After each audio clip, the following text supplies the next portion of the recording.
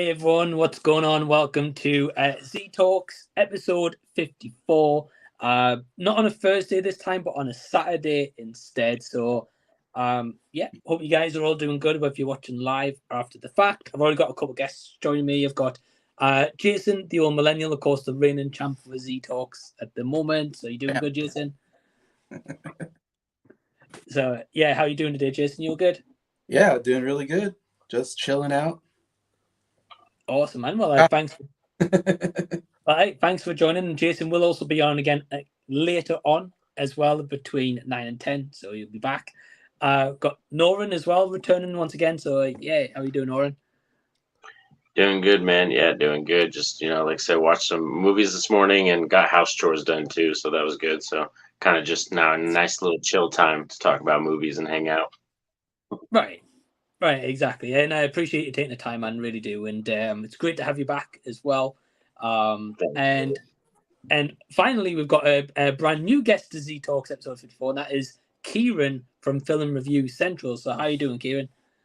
I'm fine. Thank you very much for having me. It's a real pleasure to meet you all, and really looking forward to talking about my favourite topic, which is movies. All right. Right. Well, yeah, I mean, if you guys are watching live right now, there's a live chat section down below, so leave a comment, say hello. If you want to ask me a question, or Kieran, Jason, Norin, all of us, I'll leave them below. We will get to them. What I just want to say firstly before we start anything, as I normally do, I introduce my guests and let them kind of plug their channels. So Kieran, because it's your first time here, people may have never seen you before. Do you want to tell everyone a little bit about what your channel is all about? Yeah, so I do sort of new movies and TV series, prioritising sort of the movie side of things, and I try and give the fans a voice as well and an opinion on what movies they want to see me review. And then I've just also started to get into movie rankings, ranking some really great stuff. So a very general sort of film channel, but really enjoying doing them and working with a great friend of mine as well on the production side of things. So yeah, it's been a fantastic experience so far. Yeah, awesome, man. I know recently you did a ranking of like the MCU Phase 1, if I'm not mistaken. Yeah, I've been rewatching the movies. So after I finished the Phase 1 films, I thought it'll be good to do something different, a movie ranking, and just sort of sharing my thoughts, because loved the MCU. So it's always really, really great topic of conversation. So yeah, definitely enjoying starting to do new things. Yeah, awesome, man. Well, great to hear. And yeah, if you're interested in Kieran's channel, Film Review Central, it is down below in the description box. So click the link, give him a subscribe, tell him that you saw him from Z Talks as well. Let him know. And welcome, Kieran. Good to have you, man. Thank you very much. Hey, welcome, dude. Next up, Norin Radd89, who you probably do know by now. Recently been covering a lot of Scooby-Doo. Over there. Yeah, we're deep into the 80s now. Now we're all the way into the 80s. It's crazy that like when we've been talking about Scooby-Doo, like how many series of Scooby-Doo that there is. Like, it's nuts. Yeah, it's wild, and they kind of vary now. Like that's getting more into the 80s. We're getting into, like I said, the 13 Ghosts. I just did that video, and next is a pup named Scooby-Doo, which is the first ever like prequel show. So these two shows are like vastly different from the previous shows that were through the 70s.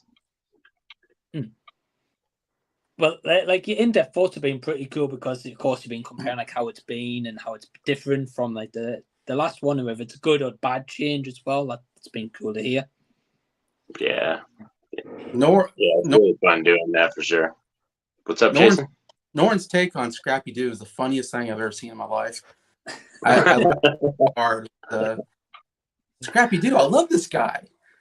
This is and then yeah, it's like he gets on you, dude. It's like he was cool for a minute, and then after a while, like it just gets tiring. That's probably, if I was to say hands down, one of my least favorite things that's ever been added to the show, it's probably Scrappy Doo. Yeah, eventually he just gets very tiresome really quick. Going from Scrappy Doo, I love this guy, to F you at the end. Like, that's so good. Yeah, that skit got me laughing as well. I really love that. That was great. But yeah, so Norin, besides Scooby-Doo, if people's not interested in Scooby-Doo, what else do you do on your channel? Well, I do mostly a lot of horror stuff. That's like kind of the centered, like kind of theme where I talk about like that's why Scooby-Doo kind of fits in that genre because it's mystery. It's kind of like introductory horror, but typically I do movie rankings, horror reviews, and stuff like that. But I also do new movies like when I see Barbie or if I see The Flash, I do my reviews for those as well. Yeah, man, awesome, man. I know you do some like kind of throwback and like you're covering like A24 movies and stuff at the moment, so definitely a lot of good Yeah, stuff. that's fun too. Yeah, it's been fun because I had like so many that I were like on my watch list, and I've just been like checking them off, like and like, oh, finally I get to watch them. You know what I mean? Because a lot of them are more available now that it's getting more popular. Right, and it's been cool hearing like your thoughts on them as well. So definitely check out Norin's channel. Link is down below in the description box. On the road to 350 subs, so let's help him to reach that goal as well. And finally, the champ, Jason, he's here. By now, I'm sure everyone knows who Jason is, but if they don't, Jason, what is your channel all about? Yeah, it's interesting because it's definitely evolved over from just being a channel about movies and music, kind of two passions I talk about. Lots of rankings and lists and collaborating with other people is what I love to do mostly. And do these big projects where I take, ranking different movie series or genres and stuff like that is like what I love to do the most. But I've been kind of doing travel vlogs as well. And, like to do stuff like book reviews is something I want to do more of, and video game reviews. And I don't know, I just kind of do anything that interests me at the moment. But yeah, definitely movies and music is kind of the core of what I started.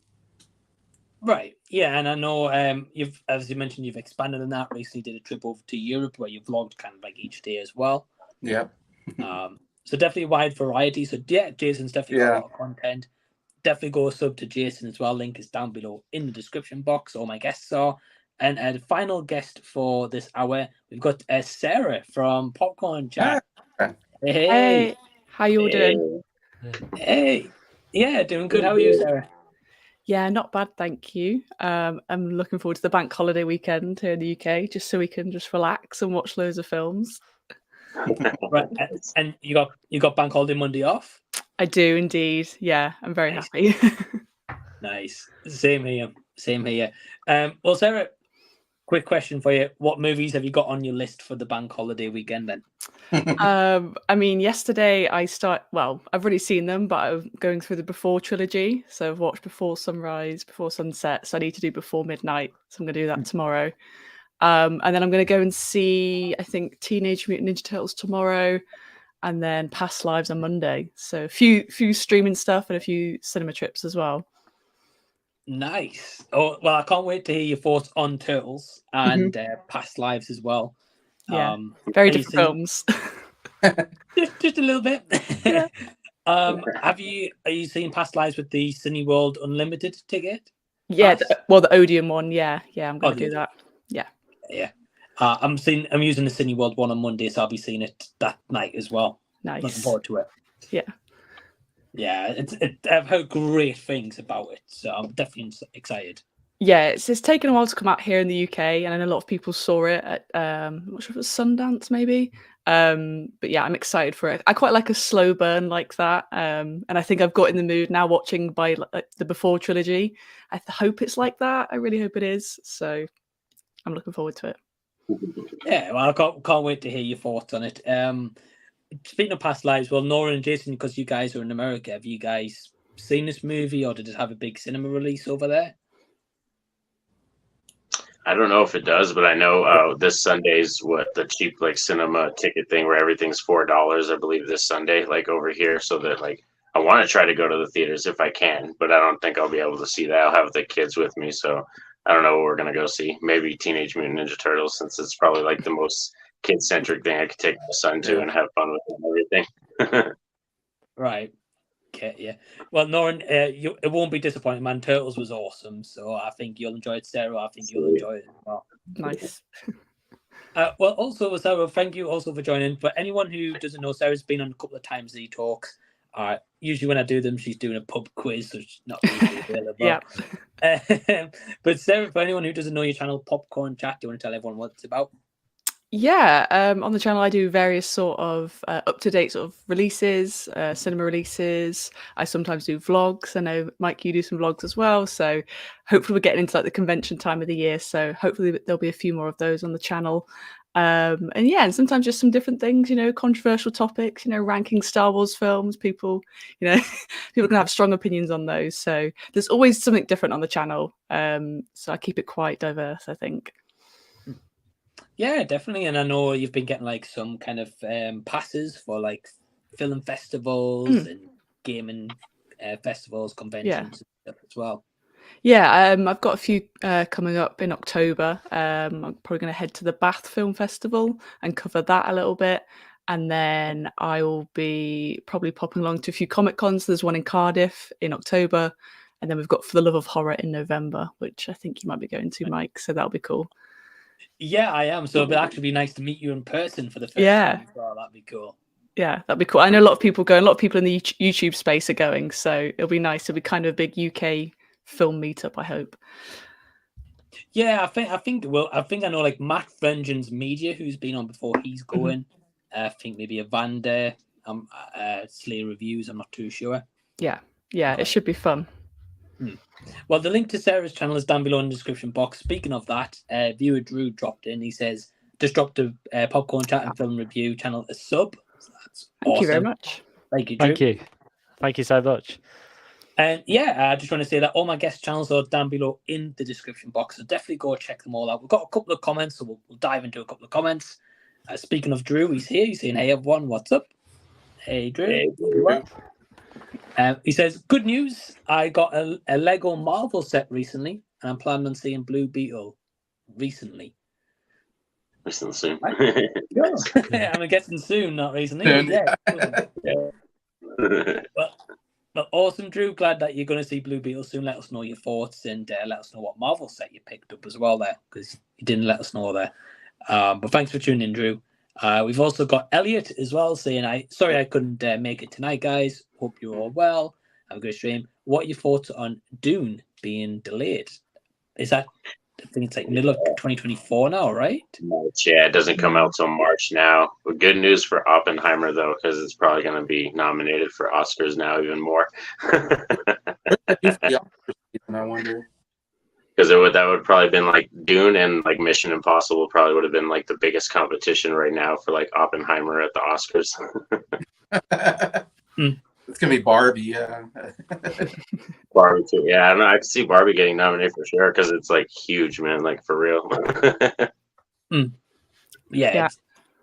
I was going to say, I'm really gutted about it, to be honest. I know you've got to support the actors and everyone, but it's really sad to hear about the delay of June. I was very excited to be Christmas, to be a Timothée Chalamet like double bill with Wonka as well. So we've still got Wonka. Well, for now, unless they delay it. Yeah, I really enjoyed the first Dune. I really did. It was like a real great theatrical experience in like all the sci-fi aspect of it.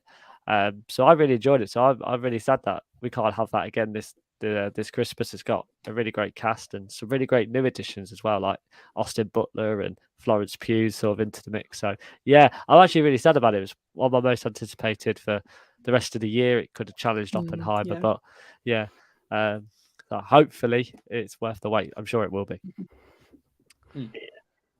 Yeah, and I mean, I guess at the same time, if it's being delayed, you know, of course, if they got the artists back in the studio at that point and they sort the strike out, they might have more time to work on any CG, any more like tightening the editing maybe a little bit as well. So it may not be a bad move to an extent. But Sarah, did you enjoy the first Dune movie? Yeah, I really enjoyed the first one. I haven't read the books or anything like that, but I liked like Denis Villeneuve. Like he's one of my favorite directors, so I'm excited to see anything he does. But yeah, no, I really enjoyed the first one. I've yet to revisit it. It's one of those films where, like, I saw it in the cinema, maybe IMAX. But I was like, this is like perfect, and I don't want to watch it again in case it ruins it. But but I guess I've got some time now to rewatch it. So yeah, I was a little bit sad by this delay, but like you say, I think it'll be worth it, and they can really finesse the film, I think. Yeah, that's fair. And plus, it's a long movie as well, so you have to spare that time to watch it as well. Yeah. So I can get that. Jason, have you seen Dune? Yeah, I've seen Dune. And? Didn't care for it one bit. That's fair. It's not for everyone. It's too long. It's boring. Too many characters. I don't know. I just couldn't get into it.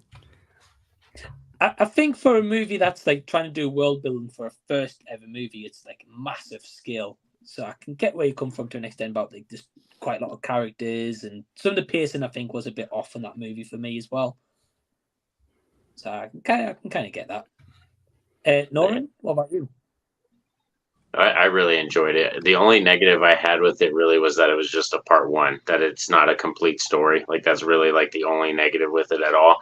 I loved everything about it and stuff, the cinematography, and like Denis Villeneuve did Blade Runner 2049, and that's my favorite movie of all time. So I love his direction, the style he brings and everything. And yeah, for me, part one was a really solid film. I think I gave it like a 9 out of 10 or something like that. Oh, awesome, man. Well, very strong score. Definitely can tell you're excited for the second part as well. But you're right, it does have that ending where it's kind of like, feel like, is that it? Is that how we're ending the movie here? Yeah, it's going to be one of those films in the future that once part two's out, like you're just going to have to do both. It's going to feel like one big movie that just got split into two. You know what I mean? Kind of thing. So that's like, you'll just want to watch the second one right away. Yeah, okay. Yeah, well, I'm intrigued for part two. I liked part one. Like, cinematography was absolutely just stunning. Like, one of the best aspects of in this world building. I'll be intrigued to see where part two goes. I do want to rewatch it, though, because I wasn't huge on the movie. I do want to rewatch it, though. But as Sarah said, we've got plenty of time to rewatch it now. So yeah, a lot can happen in that time. Right. Well, Elliot, thank you for the question, man, and I hope you're doing well. I've got a question for Jason, and that's from Rob from Exploitation Reviews. So, hey, Rob, hope you're doing well. He says, question for Jason. Top 3 60s garage bands. That's an area I've been exploring more and could use some tips. Any lesser known bands you like in that area? What does he mean by garage bands? I don't know, Jason. I don't listen to the 60s garage music, so I wouldn't know. I always consider, well, this isn't a 60s band, but I always considered bands to me like The Strokes or Weezer. That's to me, that's kind of like a garage type band, like that genre that I think of when I think of garage type more bands. Than 90s is the garage band era, I would say. We get the alternative music. Is the Monkees? How old are the Monkees? Were they the 60s or early 70s? Right. Yeah. That's probably like the earliest I could think of. Yeah, I mean, 60s, you got the British Invasion, you got the folk rock music coming in, then the psychedelic music coming in the late 60s. Yeah, so I'm not sure what to say about garage bands during that period, but I'm trying to think of lesser, maybe known bands. I mean, I'd say check out like The Association. I really enjoy. They're more of the folk rock era. They got some great stuff like I can't even think right now, but they got some really good stuff. Everyone Knows It's Windy, that song. Cherish. Never My Love is an amazing song. Anyways, The Lovin' Spoonful, another great 60s band. I don't feel like, I mean, they're well-known bands, maybe if you listen to 60s music, but if you don't, that's another great one. They got a lot of great music during that period. I'd say the Zombies, really nice British Invasion band. The Odyssey and Oracle album is an amazing album. You got Time of the Season. It's a really great song. And but yeah, there's a lot of great stuff. The Animals. Mike, I just listened to the Animals Greatest Hits album that you gave me for my birthday. I appreciate it. Really good stuff. more bluesy rock music of that era. Really good stuff. But yeah, so many good 60s groups out there. Nice, man, Jason. Well, I was going to say, perfect question for you, especially being a big music guy. Well, Rob was just adding to that question, actually, still watching live. He says, garage bands were those post Beatle bands like the Kinks and Four Elevators. So, Sarah, do you have any 60s bands recommendations for Rob? I'll be honest, when they first said garage, it was garage bands? Garage music in the UK is different to garage. Right. I'm sure we can relate, like, very different to people like the Kinks.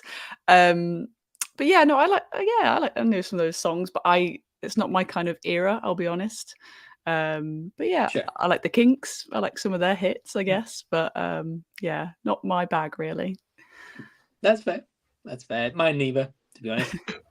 Kieran, are you a music maestro in the 60s? Can you do any recommendations here?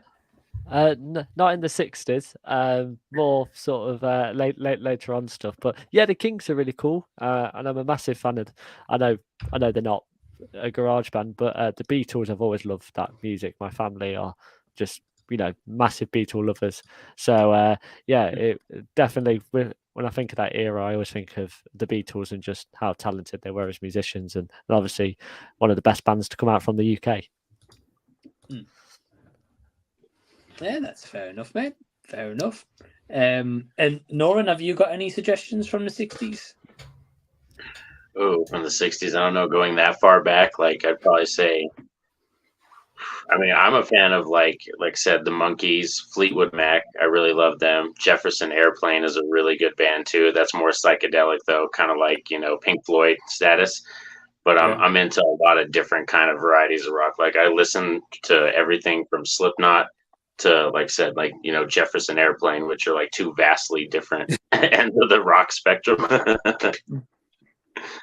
I was going to say massively different, yeah. But no, hey, thanks for the question, no, Robin. Again, if you guys have got any questions live, if it's for me or a specific guest, leave them down below. We'll get to them. We've got Jackson as well from Horsetooth. So hey, Jackson. Says, hey everyone, excited to be later on. Yeah, Jackson will be on from 9 to 10 o'clock. He says, what has been your favorite first time watch of August? Can be a new movie or not. For me, it's Lawrence of Arabia. Wow. Okay. Good question. Get up my letterboxd. I was going to say I need mine, but I'm on my phone right now, so I can't check. Yeah. That's what you can check. I would say, maybe off the top of my head, one that I did watch first time for August, I believe, it was August, was They Clone Tyrone. I thought that was pretty good. That was the first time watch. That's on Netflix, and that stars Joe Boyega in it, and it's a really good cast. And Jamie Foxx is in it too as well. I thought that one was really well done. It's a little complicated for its own good, but it's still a very inventive film. So I thought They Clone Tyrone was really fun. Oh, nice, man. I know in past streams, Norin, like the Movieman and Sin has talked about that movie as well. It's on Netflix as well. So yeah, definitely want to check it out. So good to hear that it's good though. So that's awesome. Kieran, what would you say is your best watch for August? Oh, well, I hope it qualifies, but it's actually a documentary called The Deepest Breath. It's A24 and Netflix have sort of teamed up for it, and it's a really fascinating documentary about sort of freediving and that sport and how sort of the dangers behind it. And it follows two very, very different people from very different backgrounds and their sort of relationship. And it's all just really stunning footage with sort of a really emotional and powerful end. And you really see the community of that sport and just the dangers of it as well. Just to see something where you think it's just so cool, and then you actually see the sort of how scary it could potentially be. And I just think it was a really fascinating watch. I always try and check out documentary, one or two a year, just to sort of broaden my horizons and stuff like that. And that was a recommendation given to me. So checked it out on Netflix, and I really enjoyed it. So for me, that would be mine. Yeah, awesome pick, mate. I know Elliot from IMO did a review on his channel for that, and like he quite enjoyed it as well. Yeah. So it's good to hear another recommendation. Yeah, definitely. Sarah, pull your letterbox up. What's been your favorite then? Oh God, I've seen a right mix this month so far. One of my favorites that I watched was a film called Watching the Detectives, which stars Cillian Murphy and Lucy Liu. Yeah. And I decided to watch it after Oppenheimer. I was like, oh, I'm gonna go back and watch more of Cillian's work. And this one popped up on Amazon. I think it's free with ads in the UK. And it's just super fun. Like Cillian Murphy plays like this sort of film nerdy guy. He owns like a VHS rental store. And he just plays this really quirky, like comedic character. And Lucy Liu is like just this really sort of, mysterious woman. It feels like a noir film. Like it's very like self-aware.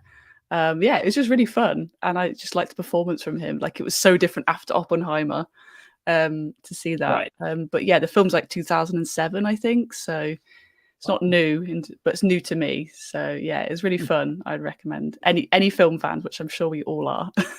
you're gonna like that one. Awesome. Yeah, I mean, I always follow like your TikToks as well, so I saw like your little mini review on it. Yeah, I'd never heard of it, to be honest, before you actually started talking about it. Yeah, neither had I until I went back and like looked at all of Cillian's work, and then that one just came up. I think it's doing a lot of stuff on TikTok. Like people are clipping things out of it. It's a fun one. Wow, that's awesome. Well, I know you enjoyed it, so I'm gonna have to definitely check it out. I like Cillian Murphy too, so that's awesome. Yeah. Well, I know like for a while you went on like a Joseph Quinn binge, then like Cillian Murphy binge. You'll see my like obsessions with different actors as it goes on. If anyone wants to follow my TikTok, that's what you probably see. Obviously, Ethan Hawke is the new one again because I'm rewatching a lot of Richard Linklater at the minute. So, Ethan Hawke's at the top. Right. Hey, well, that's awesome. I'm definitely going to add that movie to my watch list though, because it sounds like a little cool concept as well. Yeah, it's really cool. It's like it's just it's for film lovers, and I think anyone on this will love it. Yeah, we all love movies, so yeah. Jason, how about yourself? Yeah, this last week I finally got to see Across the Spider-Verse, the sequel to Into the Spider-Verse, and man, I was blown away. Absolutely loved it. My new favorite movie of the year. And it's just astounding, the animation. I watched Into the Spider-Verse, and I thought that was a pretty good movie, but I thought this was even better. And the different animation styles they throw together, it's just, I don't know, it's just mind-boggling. I don't know how they did it. And it's unique, and it's just a perfect combination of humor. It's absolutely hilarious. I laughed throughout the whole thing. And the action is just amazing. The action sequences they do. And then the drama sequences are really well done. So it's like this perfect combination of all three that I don't see very often, I feel like, recently. And also, there's things that happen in the first movie that have consequences in this movie. And I love that because there's kind of this twist thing with the Miles Morales character that I thought, wow, like I never thought of this stuff that happened in the first movie had this serious effect throughout this whole universe, whatever, multiverse, that I thought was really well done anyways. But yeah, I thought it was an excellent movie. Yeah, man, great to hear, and I'm glad that you finally got a chance to check it out as well. And I think you gave it 4 stars, is that right? Yeah, I get 4 stars on Letterboxd. Yeah, and there's been a lot of love for that movie, and definitely one of the highlights of the year for animation movies. Maybe a bit controversial. My favorite animation movie of the year is probably the Turtles right now. Yeah. In Spider-Verse. Oh, that's a big thing to say. I mean, I'm yet to see it, but that's making me even more excited now you said that, Mike. I mean, it's probably because I'm a huge fan of the Turtles, to be honest, so it'd probably be a bias. But which is it the same animation studio? Like it looks very similar style. I'm not sure if it's the same studio. I didn't pay that much attention, I'm going to be honest. But it's very similar animation. Like that 3D kind of looks as if it's not been finished kind of animation. Yeah, it's kind of sketch. Like you can see all the outlines. I love that. Right. So yeah, but I'm glad you enjoyed it though, Jason. Man, that's awesome to hear. Yeah. As for myself, I saw the Turtles this month, but I'm not going to pick that one. I'd say probably one that I really enjoyed was The Blackening. Have you guys seen that movie? I want to see that one so bad. I want to see that. Is that the parody horror film kind of, or? It's kind of like comedy horror, yeah. Okay. Yeah. That one is really, really good though. Like it's all black actors as well, so it's really good to have that representation in the movie. But like it makes jokes of kind of like black characters in horror movies as well. So it was just really funny, really good time. Bit predictable, to be honest, but besides that, it was really enjoyable. So I'm gonna go that one. But I love how Jackson went Lawrence of Arabia. Completely different movie. Right. Totally picked. 1962. Right. But great question, Jackson. Thank you, man. We've also got viewer Drew asking a question. He says, who do you think is the best and worst Spider-Man movie villain? Best is between Willem Dafoe, Green Goblin, Alfred Molina, Doc Ock, and worst is Paul Giamatti's Rhino as he was useless. Can't argue with the worst villain on that one, to be honest with you. Kieran, who would you say is the best Spider-Man villain? I would probably say Green Goblin. I thought he was fantastic in sort of the 2002 film, and then obviously coming back for No Way Home. You know, going in, my prediction was that one of the villains was going to at least take sort of a big focus in that film. And I mean, Willem Dafoe is just a fantastic actor, and that was a great choice. But Paul Giamatti as Rhino was just such a tag in to Amazing Spider-Man 2. And I think it's because Sony wanted to build up this Sinister Six story, so they felt like they had to get all the villains in, and it was just such a massive, shoe in to the end of that movie. So I completely agree with Drew's points. The Lizard I've never particularly liked either. As well, that would probably be one of them. But no, for me, I think Drew's spot on there.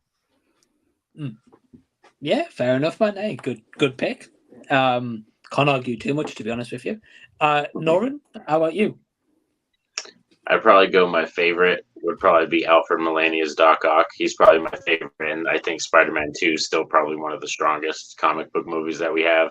So he would probably definitely be my favorite. And Rhino, yeah, just because he's such a lazy tag in. If there was any other one, it'd probably be, I believe it was, I don't even remember the actor's name, but he played like a Shocker, like a version of Shocker type character, I believe, in like the Vulture version. Yeah, like, and I didn't like him that much.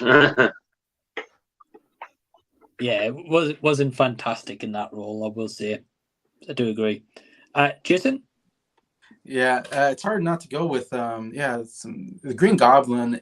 I mean, even growing up watching Spider-Man cartoons and comic books, Green Goblin's always been like the big villain, I felt like, in the Spider-Man universe. And I didn't like him so much in the 2002 Spider-Man with the helmet and everything. But when they did it again in what's it called? No Way Home.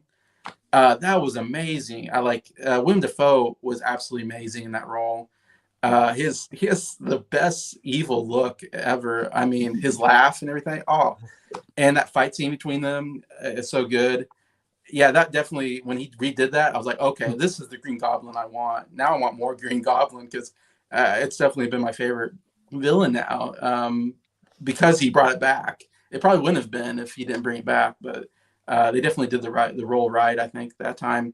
And I don't know, I'll go with the Lizard. I don't know what his official name is, but that was such a boring villain to me, and that movie was really boring, I think.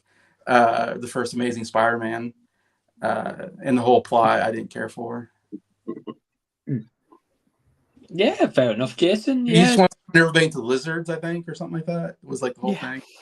Yeah. They even make fun of that in No Way Home.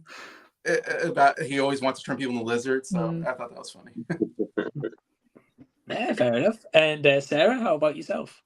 I'm gonna go different. I'm gonna say Doc Ock's one of my favorite in the films. You could say that, Into the Spider-Verse as well, like, there's different adaptations of in the cinematic universe, but yeah, I like Alfred Molina's performance, and I think he adds more to his character in No Way Home, that kind of complex villain, quite like that. And then the worst I would say is probably it's Amazing Spider-Man. There seems to be a running theme, but Dane DeHaan when he plays Green Goblin. Yeah. That was bizarre, and like the makeup and the performance was over the top. I don't know what was going on there. Yeah. It was a bit of a mess. Yeah. I think we're just going Amazing Spider-Man villains as just the worst ones, I think. Pretty much. Yeah.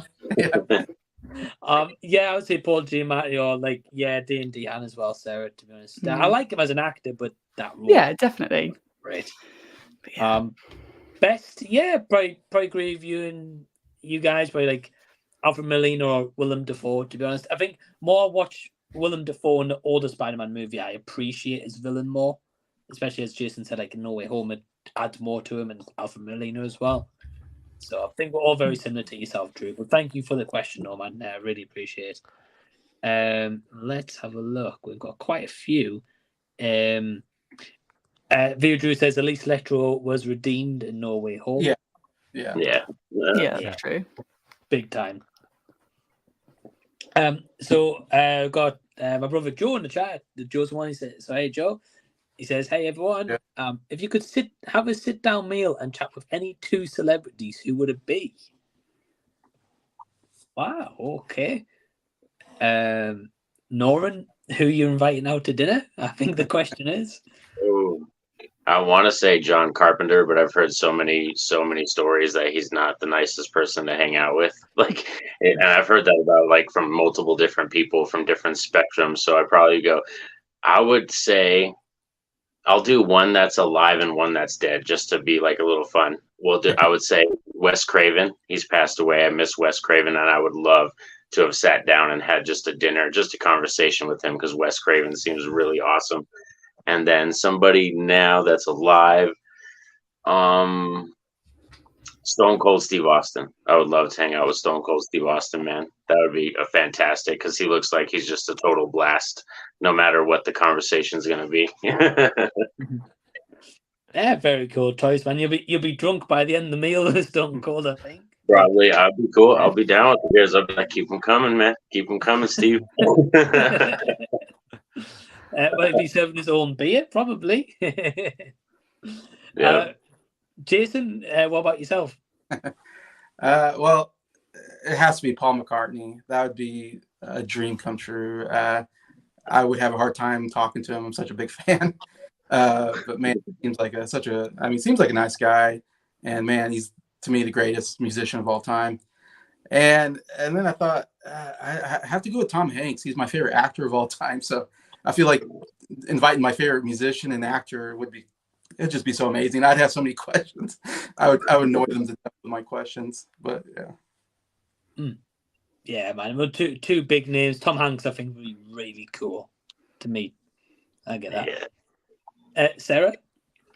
I would probably go with one of them would probably be Benedict Cumberbatch. He's just an actor that I've followed for, a long time. I really love his work, like seen him in plays and stuff. So I think I just want to chat to him about that. And then maybe Neil Gaiman, the writer. I'm very much into his work at the minute. And, he writes for different episodes and he's got some graphic novels. I just think he's a great guy and, very creative mind. I have a few questions to ask him about. Oh, wow. That's cool. So I might have heard of his work, but what's he wrote before? He did The Sandman. He did Ocean at the End of the Lake, which you saw, Mike. Oh, yes, that's right. That. Okay. Yeah, so you've seen some of his work. He's done a few Doctor Who episodes. He's done American Gods. He's done a lot of stuff. But yeah, I like his style. I think it's really cool.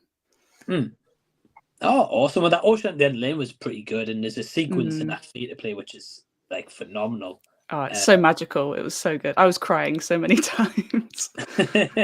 It's beautiful, simple set, but done really well. Yeah, exactly. I'll not spoil it for you guys, but all I'll say is, Sarah, is that door scene in the door. Best scene. So good. Yeah, everyone should check it out. Hopefully it comes to America. I'd love it for more people to see it. I'd be surprised if it didn't. I think there was talks ages ago about a movie adaptation of it, to be honest. I'd be intrigued about that because I feel like it's quite a short story, but maybe a TV film. Right. Kieran, how about yourself? I'd probably go with Steven Spielberg, obviously one of the greatest directors of all time. Just to have a sit down with him and just go through his movies one by one, and just like, and I'm sure he'll be there for a long time. And then Kevin Feige, just what he's created with the MCU, just asking questions about what his thought process was, with every single movie and how they could all tie together. The MCU is obviously such a big franchise, and obviously how they've managed to link it is fantastic and really incredible. So yeah, just two really fantastic filmmakers, very different genres, but it'll be nice to talk about them. Yeah, I mean, Spielberg, of course, got a massive film. I mean, once you get to The Fabelmans, you'll be there all night, I think. Well, absolutely. Like I said, I don't know if to go into release order or if to go to my favorite order. I'm sure I have to have a lot of planning and preparation, but that'll be fantastic. Yeah, man. Well, hey, some awesome choices. I think for myself, probably Christian Bale, one of my favorite actors. Really love a lot of his work, and probably, without going obvious, Michael J. Fox. Probably Andrew Garfield, I think, as well. I think nice. He seems like such a cool guy. Yeah, that would be nice. And he's done a lot of theatre work as well recently, so I'd love to ask him about that. But yeah, great question, Joe. Thanks for the question. Rob said about Silence. What's that? Were you asking questions about the movie Silence? No. No, that's one of the only movies I ever walked out on. I say your question is, how does that movie end? I walked out on it. You probably leave the dinner table at that point, so I'll avoid it. But Rob says Spider-Verse rules. My daughter is obsessed with Spider-Punk now. Yeah, Spider-Punk, yeah. Yeah, he was the best character, I thought, in that film. He's my favorite. Yeah. And I mean, I'm guessing Spider-Verse is probably delayed now as well, I would have thought. Yeah. From next year, I think it's due to come out. So that's a shame. Winslow with the Winslow wave. So, Winslow. Hope you're well. Rob says, worst Spidey villain has to be Venom in Part 3. Way too far from the comic Venom. Yeah. I kind of like it. It's kind of campy. I quite like it. Oh, mine Topher Grace. I think he's good. Yeah, I like Topher Grace as well. I think he gets too much hate for that role that he did. It wasn't fantastic, but as you said, Des, I think a bit cheesy, bit campy. Yeah. I agree. Winslow says, watched many great films this month, but one of the standout was Mike Leigh's Happy Go Lucky. I love that film. It was a rewatch. Have any of you seen this movie? I don't even know what that is. Is that? I don't know what that is either, to be honest. What's that actor? I think I've seen it, maybe, but I'm not sure. Doesn't ring a bell. Kieran, have you seen this one? No, not heard of it. No. Okay. Norin? No, yeah, I've never seen this one. No. It's got Sarah? Sally Hawkins in. Yes, I've seen it. Yeah. Oh, okay. That was Sally Hawkins. Wasn't like a big name yet. I remember this movie out, and it was like a big. Yeah, here's Sally Hawkins. And there's a lot of push for like a best actress for that movie. Wow. And then she got on. I really liked Sally Hawkins. She's a really good actress. I really loved her in Blue Jasmine and what's it called? Shape of Water. Yeah, Shape of Water. I mean, she puts in really good work. I like just about any time she's in something, I'm like, she's really good. Paddington. Paddington. Love Paddington. Yeah. She's just great. She's been typecast as a mum a little bit, I think, in some of her roles. But yeah, she's really good. Yeah, I didn't think this was one of her better movies, but she's good in it still, I would say. Yeah, I'll check it out. So, Jason, would you recommend this movie or? Yeah, I'd recommend it. Oh, awesome, man! At least you've seen it as well, so at least you can comment on it. So yeah, glad to hear though, Winslow, that you enjoyed it.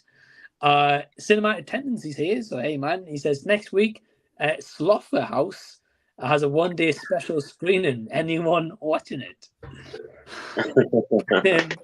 I've seen the trailer. I think I asked for an early screener for it, but I didn't get one. But I think that came from my email too, Mike, and I was like, I'm going to pass on that one.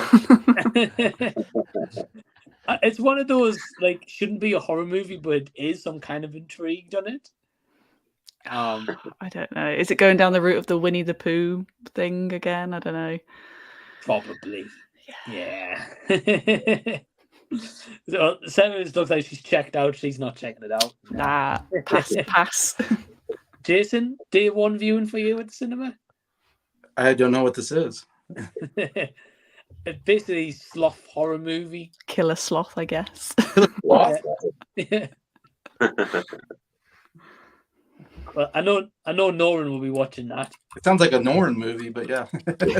I'll probably watch it for sure, even if it hits streaming, because like it's easy to access. I'll definitely watch it, but I wouldn't go to the theaters to see something like that. That's fair. Kieran, are you checking this one out? No, not for me. But I like this idea of loads of animals now are on like horror sprees. But no, not for me. But if it comes on just streaming and it gets a good buzz, then I might check it out. Yeah, it'd be interesting to see the reviews on it because I mean, like Winnie the Pooh, the Blood and Honey wasn't great. The Mean one wasn't great either. So, none of them seem. So you guarantee Slaughterhouse is going to get a steelbook. This one's going to get a steelbook. oh yeah, all the bad movies get the best steelbook, like editions, all that stuff. Yeah, definitely true.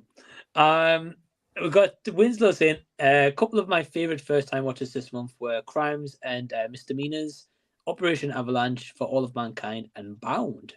Okay. Well, it's a wide variety. Yeah, I've heard of a couple of these, but I've never seen them. Have any of you guys seen any of these movies? Nope. No. Fair Wow. no. A little bit different. Well, Winslow, if you're still watching, out of those ones you just mentioned, tell us which one's your favourite. Got Video Tasties saying, hey guys, hey Gareth, hope you're doing well. Hey. Saying about Sally Hawkins, he said, shame she's not going to be in Paddington 3. What? Oh, is it Paddington 3? Yeah, they are. But what? Why is she not going to be in it? That makes me sad. No. They kill off the mum for no reason. The bear went rogue. Cocaine bear. Wow. Okay, I'm a bit surprised by that. I mean, how long has it been since Paddington 2? Seems like it's been a while.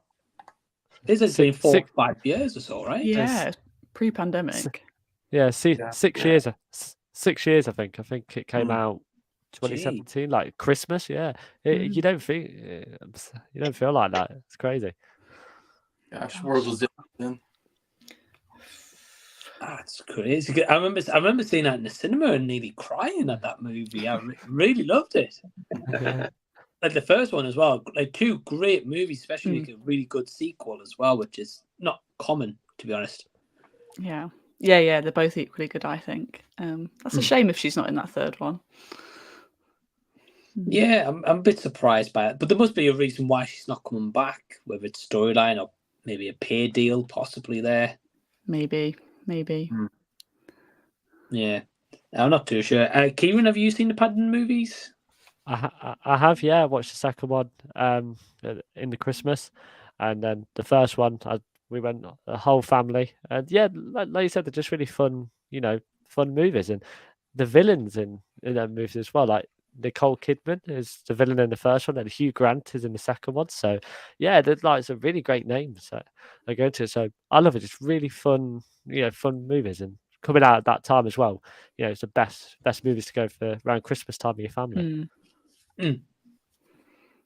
Yeah, no, I definitely agree, and yeah, you're right. They got some big names for villains as well, like in the Paddington movie. So yeah, great. Norin, have you seen those Paddington movies? I've only seen the first one. I never saw the second one yet. But the fact that Hugh Grant's in it doesn't make me that happy.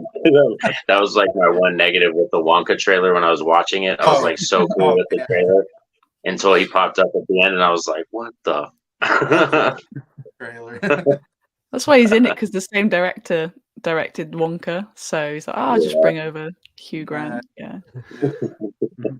Hugh Grant seems to be in everything, and he seems to be doing very comedic roles at the moment, I've noticed. Yeah, he was in Dungeons and Dragons too. He was in that one too. Yeah. In that. Yeah. Yeah, and as you said, Wonka as well, like right at the end, I didn't expect to see him either. Yeah. I mean, what the hell? Yeah, I get that. Well, talking about Paddington very quickly, Winslow's also adding saying, also Paul King, the director, isn't doing the third one. Wow. What? What's going on? What's going on? This is the worst day ever, finding this out. I know. Well, some bad news, I'm afraid. Yeah, it's not, well, I hope they get a good director to replace him, because they say those first two movies are very strong. So if they landed the third one really well, like that could be like a really fantastic trilogy. Yeah, that'll be really good. So it'll be interesting to see who's directing it and what they're going to do for the third one. We've got Cinematic Tendency saying, is anyone watching Jurassic Park in 3D in theatres on its 30th anniversary? Saw this advertised, but I don't. Kieran, are you checking that out in 3D? Yeah, absolutely. I wasn't even alive when the first when the Jurassic Park movie came out, so definitely, up there. It was one of my favourite Spielberg films. So yeah, seeing that in 3D in the theaters, yeah, that's gonna be pretty special. So yeah, I can't wait for that one. Oh, awesome, man. Yeah, you're right. Like, obviously, you came out a while ago, and if you never got a chance to see it originally in the cinema, you get a chance to now. So yeah, I get that. Norin, are you checking it out in cinemas? Probably not. Like I never do the 3D thing. It doesn't bother me, but my wife, she gets like very like seasick kind of with the visuals and stuff. So she can't do certain movies that do like 3D, or if the movie has like a camera that's constantly moving and stuff like that, she can't do certain movies like that. So I'll probably skip it. And I'm actually a sequel person, so I'm a bigger fan of the Lost World than the first one. Really? Wow. Okay. Yeah, I like the second one better. Yeah. Everybody knows that. I tell them on my channel, it's no lie. I'm a sequel whore. Like, I totally love franchises and sequels. That's just my thing. And you've not seen Paddington 2? Like, come on. Yeah, right. I'll probably like it better than the first one, even though Hugh Grant's in it. Yeah. I like Hugh Grant. That's a norm. You never know, Nolan, after you've watched the movie, you may become a big fan of Hugh Grant. Who knows? Probably not. No, probably not. Sarah, are you seen it in cinemas? Yeah. I didn't even know this was a thing, but I probably will. Again, like I was too young when it came out, so I wasn't even born. What am I on about? I wasn't even born. But yeah, the 3D could be cool with the dinosaurs. I think that could be really fun. I haven't seen a 3D film in so long. I can't think what the last film was. So yeah, I'll give it a go. Yeah, awesome. I can't remember what the last 3D movie was I went to see either, to be honest. You don't really get them nowadays. Mine was the first Avatar. Yeah, I think that was the last time I saw a 3D movie, because it was the first Avatar. Oh, I've just remembered, it was Ghostbusters. You know, when they did it, the whole like female cast. I saw an IMAX 3D. Yeah, yeah, that's what I saw. Wow. Wow. And was that movie 2016? Yeah, I think so. Yeah, the Ghostbusters. Yeah. It goes to show how many 3D movies there are nowadays. Yeah. Kind of died off a bit until like Avatar, like maybe last year, so to say. Yeah. Yeah, I don't think it's next week. I think it might be the week after for Jurassic Park, if I'm not mistaken. Oh, okay. I can't remember. I know it's coming soon though. Jason, are you checking it out in cinemas? I was gonna say, I'm the only one old enough that saw it in theaters. I guess everybody's like, I wasn't born yet, and I'm like, I saw it in theater, and that's how old I am. And it was one of the greatest moments of my life, watching Jurassic Park in the movie theater. It just totally changed, to me, cinema and how we do special effects. I mean, it was just groundbreaking. And those dinosaurs were real to me because I was like 10 years old when I saw it. It scared the heck out of me at 10 years old. I was like, they got real dinosaurs in this movie. Yeah, I don't know. That'd be cool, I guess. I didn't know this was a thing, like Sarah said. That might be interesting. I mean, just to see in a theater again would be interesting, I think. Right. I think it'll be a cool experience, as Kieran was saying. I mean, I was alive when it came up. I was only like 3 years old, so right. I doesn't get a chance. Yeah, you and Norin were alive, but just we're young. Yeah. Yeah. I think the first film I remember seeing in theaters was Space Jam. Like the one that I physically remember seeing in theaters was Michael Jordan and Space Jam and Bugs Bunny. But I might have went to stuff before that. Well, the first movie I think I saw was Teenage Mutant Ninja Turtles in 1991. 91. Yeah, I remember seeing that in theater. That's where I date too. The original. Wow. Really showing your age, Jason. I know. I'm only kidding. That's cool though that you got to see that in cinemas though. That's awesome. So yeah, I'll be interested with this 30th anniversary release. Because I think at first when they announced it, they didn't put the 3D, and then I saw it was this 3D, and I was like, I'm not really huge on 3D myself. Yeah, they do that with like Titanic. They did that. I think they did that with Star Wars. Yeah. Didn't they do something like that? Oh, that's the last movie I saw in 3D, Titanic, the re-release. Yeah. How was that in 3D, Mike? It was actually all right, to be honest. The ship and the iceberg just coming like straight at you. Yeah, I was like, God, I need to go out onto a rail or something. I'm gonna sink. No, like it was weird. Like there was some shots where like they did nothing to the picture at all. That like make it 3D. Then there were certain shots where like maybe like a pole like seemed more closer to you than like the background characters. So yeah, it was definitely interesting. We'll see. Get to see Kate Winslet naked in 3D. That'd be interesting. The hand on the window was like in your face. The hand on the window was like right there. I was like a bit too close, but it's okay. And we got Cinematic saying, yeah, Jurassic Park was in Jurassic Park in 3D was out this past week and next week in US. I went with the family. We had a good time. Nice. Awesome, man. Yeah, glad you had a good time with that one, and good to hear your experience. So yeah, just before we wrap up this first hour, I just want to say thanks firstly to Kieran, Norin, Sarah, and Jason for joining me. Take it one by one by my guests. Sarah, do you want to just plug what you've got coming up on your channel? That's a good question because I haven't filmed anything recently, but I'm sure there'll be something coming up. Maybe some Richard Linklater sort of film breakdown. I'm going to be doing that soon on the channel. But the best thing to do is follow me on TikTok, which is just Popcorn Chat as well. I'm much more frequently posting on there at the moment. Yeah, awesome. And I know, usually Sarah's TikTok and Instagram usually might put up with new videos coming soon or what's going to be coming. So yeah, just follow me on all social platforms, and I'll be there somewhere at some point. Right. Well, the link to Sarah's channel is down below in the description, and Sarah, I guess from there they can get your TikTok from there as well. Yeah, it's all linked. It's on a link tree, so you can find everything on those. Awesome. So yeah, down below in the description box, Popcorn Chat. Definitely subscribe to Sarah. Kieran, what have you got coming up?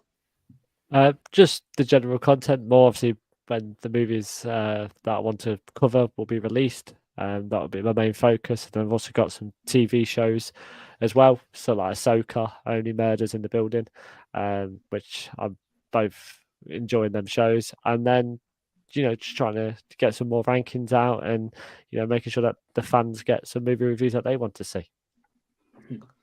Yeah, awesome, man. Well, I look forward to seeing those reviews. And again, Kieran's channel links down below. Definitely go subscribe to him, help him get to 100 subs as well. That would be awesome. So thank you. Thank you very much. Yeah, man. Norin, what have you got coming up on your channel? Well, next we're on to the pup named Scooby-Doo. So that's the next Scooby-Doo series that I'll be talking about. And then I got to finish off Insidious Last Key and The Red Door. And then I'll be able to rank all the Insidious films. And then going on to the Exorcist films, because we're going to be getting the new one this year. So I'm going to start going through all those films and rewatching them and stuff. And, it's kind of crazy. Rest in peace, William Friedkin. passed away this year, and we are getting a new Exorcist film, so it's kind of wild. Like it'll be fun to go through the whole franchise again, especially because there's one that is basically the same movie, but they shot it twice. Oh, okay. I mean, I'd be intrigued to hear your thoughts on them. I've only ever seen the original, and that's it. So. Oh, really? You never seen the ones? Oh, wow. Nice.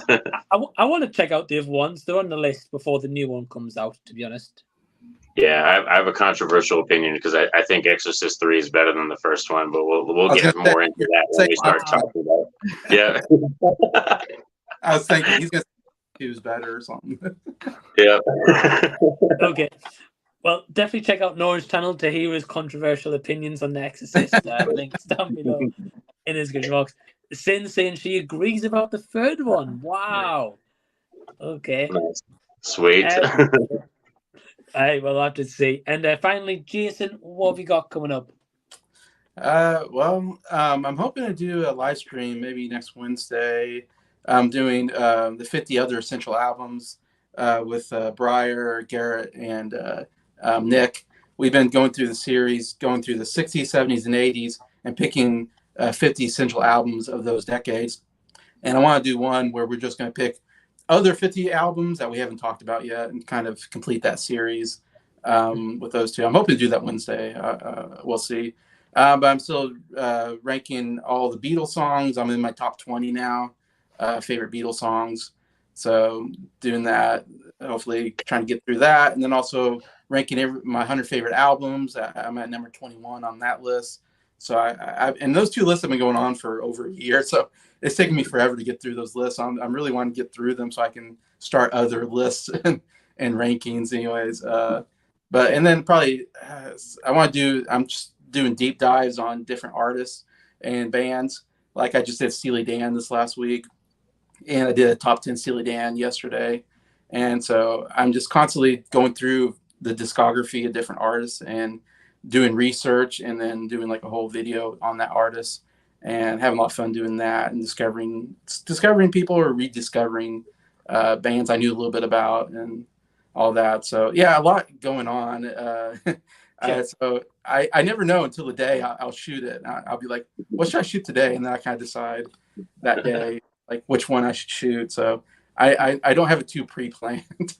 But you got plenty of content to choose from, so yeah. That's fair. Yeah, I just want to say I'm glad to meet Sarah. I really like your channel. Oh, thanks. Been watching and commenting on your stuff, and so it's cool to see you. And of course, cool to see Karen here, and definitely will check his stuff out. Thank you very much. Yeah, it's great. It's great to meet you guys, and some new faces and familiar faces. It's great. Yeah. Well, it's a pleasure having all of you guys on for this hour as well. As I say, you can find Kieran's channel, Norin, Sarah, and Jason's down below in the description box. So definitely go and subscribe to them all. And thank you guys for joining me for this first hour. Really appreciate it. All right. Thanks for having us, mate. See you later. See you guys. All right. Then we've got some guests in the wings. We've got Rashad. Hey, Rashad. What's going on, Chief? We've got D, and we've got Alex. Yeah, hey. How's it going? Good. How's everyone doing? So Good. Doing good. I think D, are you there? Yeah, can you hear me? Yeah, I can hear you now. Yeah. Yeah. Hey, how you guys all doing? Doing good? Yeah, doing all right. D and I just are like in the middle of a movie we were watching, so then we took a break to come here. So my mind is still on The Kid Detective right now. Yeah, my mind is racing. Feeling like we're at a peak moment, and we're like, who could it be? Like, I know, right? So yeah, we're doing good. Hey, well, I appreciate you taking time from your watch party to join. No, Sure, thanks for inviting. And Rashad's not had a haircut. That's why he's got his hood on. Man, don't be telling my business like that, man. All right. Yeah, I didn't get a chance to shave the dome, so I had to put the hoodie on so I don't look my age. So, Rashad, how does your, because I don't know, I've only ever seen you with the clean dome, but does your hair grow a certain way when it comes back in? I mean, it grows regular, but see, my hairline kind of, like, I've had a receding hairline since I was 18. Oh, okay. So people like to tease me to my ass. Why you going bald? Man, I've been going bald since I was 18. My hairline went like all the way back here at 18. It got stuck there. So I guess in all fairness, it never went back any further. But at the same time, it's like it's just stuck there. So I got like this. I don't have a 4-head. I have an 8-head. So that's why I keep it clean. Oh, Well, Yeah. hey, Rashad, appreciate you joining. It's been a couple of weeks, so it's great to have you back. Yeah, it's been a minute, right? It's been a minute. Yeah, it's good. And Yeah. speaking of people who's not been on in a while, Alex, man, I mean, it's been since episode 40. So it's great to have you back. Yeah, it's been a long time, and I'm gonna try to come back more often because these are always really enjoyable. I'm just happy to be back. Thank you for having me. Yeah, hey, you're welcome. And obviously, since we last spoke, Alex, you may have seen before, is A-Town Reviews changed your name recently. I didn't even realize it until recently as well. That's cool.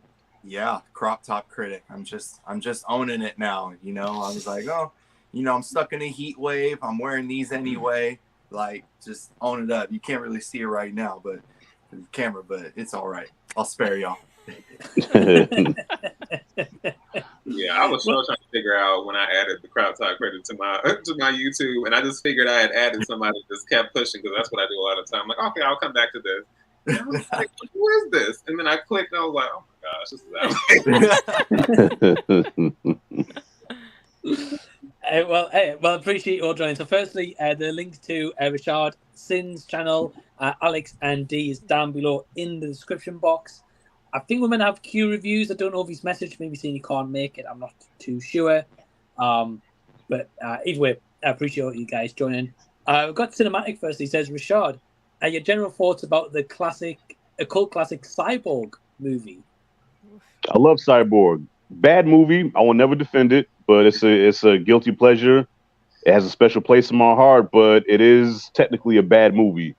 And I wouldn't recommend any of you watch it. Like, that's one of those things where personally it's for me. I love it. Right. But it's pretty bad. I think even Van Damme disowns that movie. Wow, okay. Yeah. That says a lot.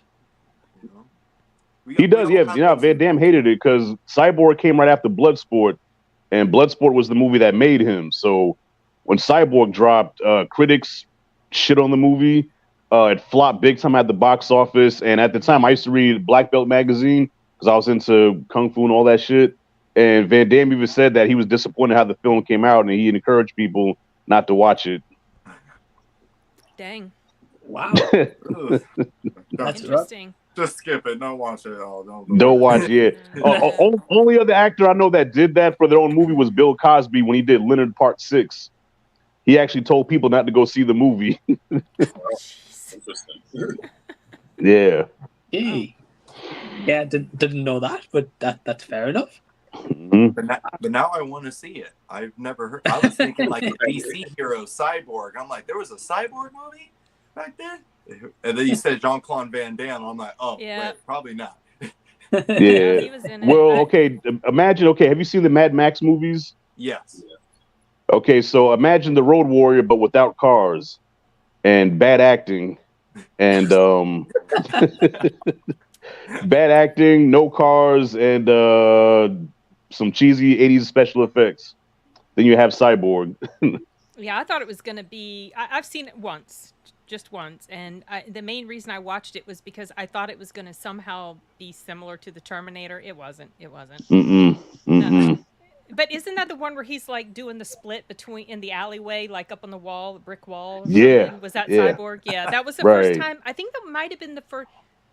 I don't remember if that was the first time I noticed Van Damme as an actor or if it was from another movie. I can't remember the name of it. Some fighting movie. Oh gosh, like he was a baddie in that one though.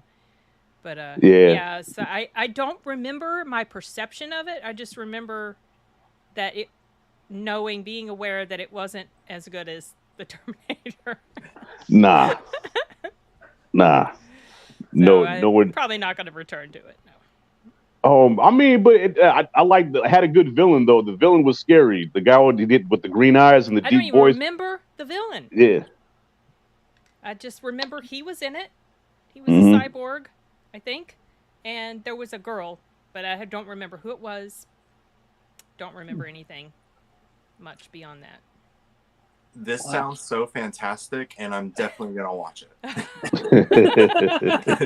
Okay. Yeah.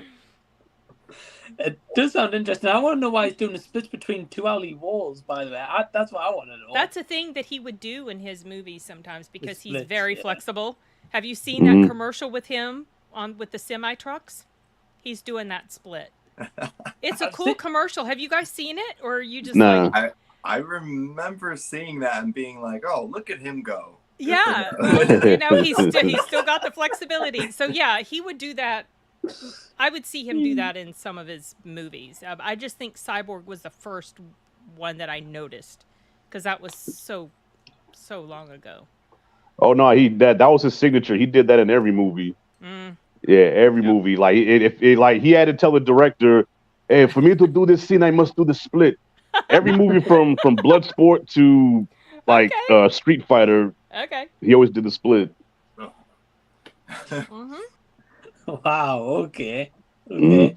That commercial's I'm kind of awesome. with- You should watch it though. It's cool. I'm kind of with Alex. I want to watch this now. I probably shouldn't. Like, I'm curious now. Well, D's awfully quiet over there. Have you seen Cyborg, D? I have not. I am behind the 8 ball on this one, so I'll have to add that to the watch list. Oh boy. If it's anything like, well, it may be different, but I've given my thoughts about my experience watching Crash with Jason Statham. So I can't imagine it might be worse than than that, because I was very vocal online about what train wreck that was. So, Oh boy. so I don't know, but it was like, it's weird. It was like enjoyable in some ways, and then I wanted to throw my like phone at the television in some ways. So it's Well, you said Jason Statham, and I kind of gathered from there it was terrible. D. Aw, he's been in That's some all good you need. films. Has he? Yes. Have you not seen Cellular? No, I haven't, to be honest. And I've seen Snatch? some. Snatch is good. Snatch was good. Yeah. Snatch was And good. the Wrath of Man was good. You've told me about that one, yeah. Hmm. Yeah, The Expendables 1 and 2. Yeah, well, I think I've only seen one of those, but yeah, I mean, he has actually. Okay, I think he's just biased against Jason Statham. He just doesn't like him. What about Transporter? Have you seen that? Yeah, the Transporter I've movies. seen Yeah. that. I've seen that. Oh. I think the first one. Did you No, know his character? My brother Matt told me this when he was in town a couple weeks ago. Jason Statham's character in Transporter is the same dude who hands off the briefcase to Tom Cruise in Collateral at the very, very beginning. Mm. So those two are in the same universe. I had no idea. Interesting.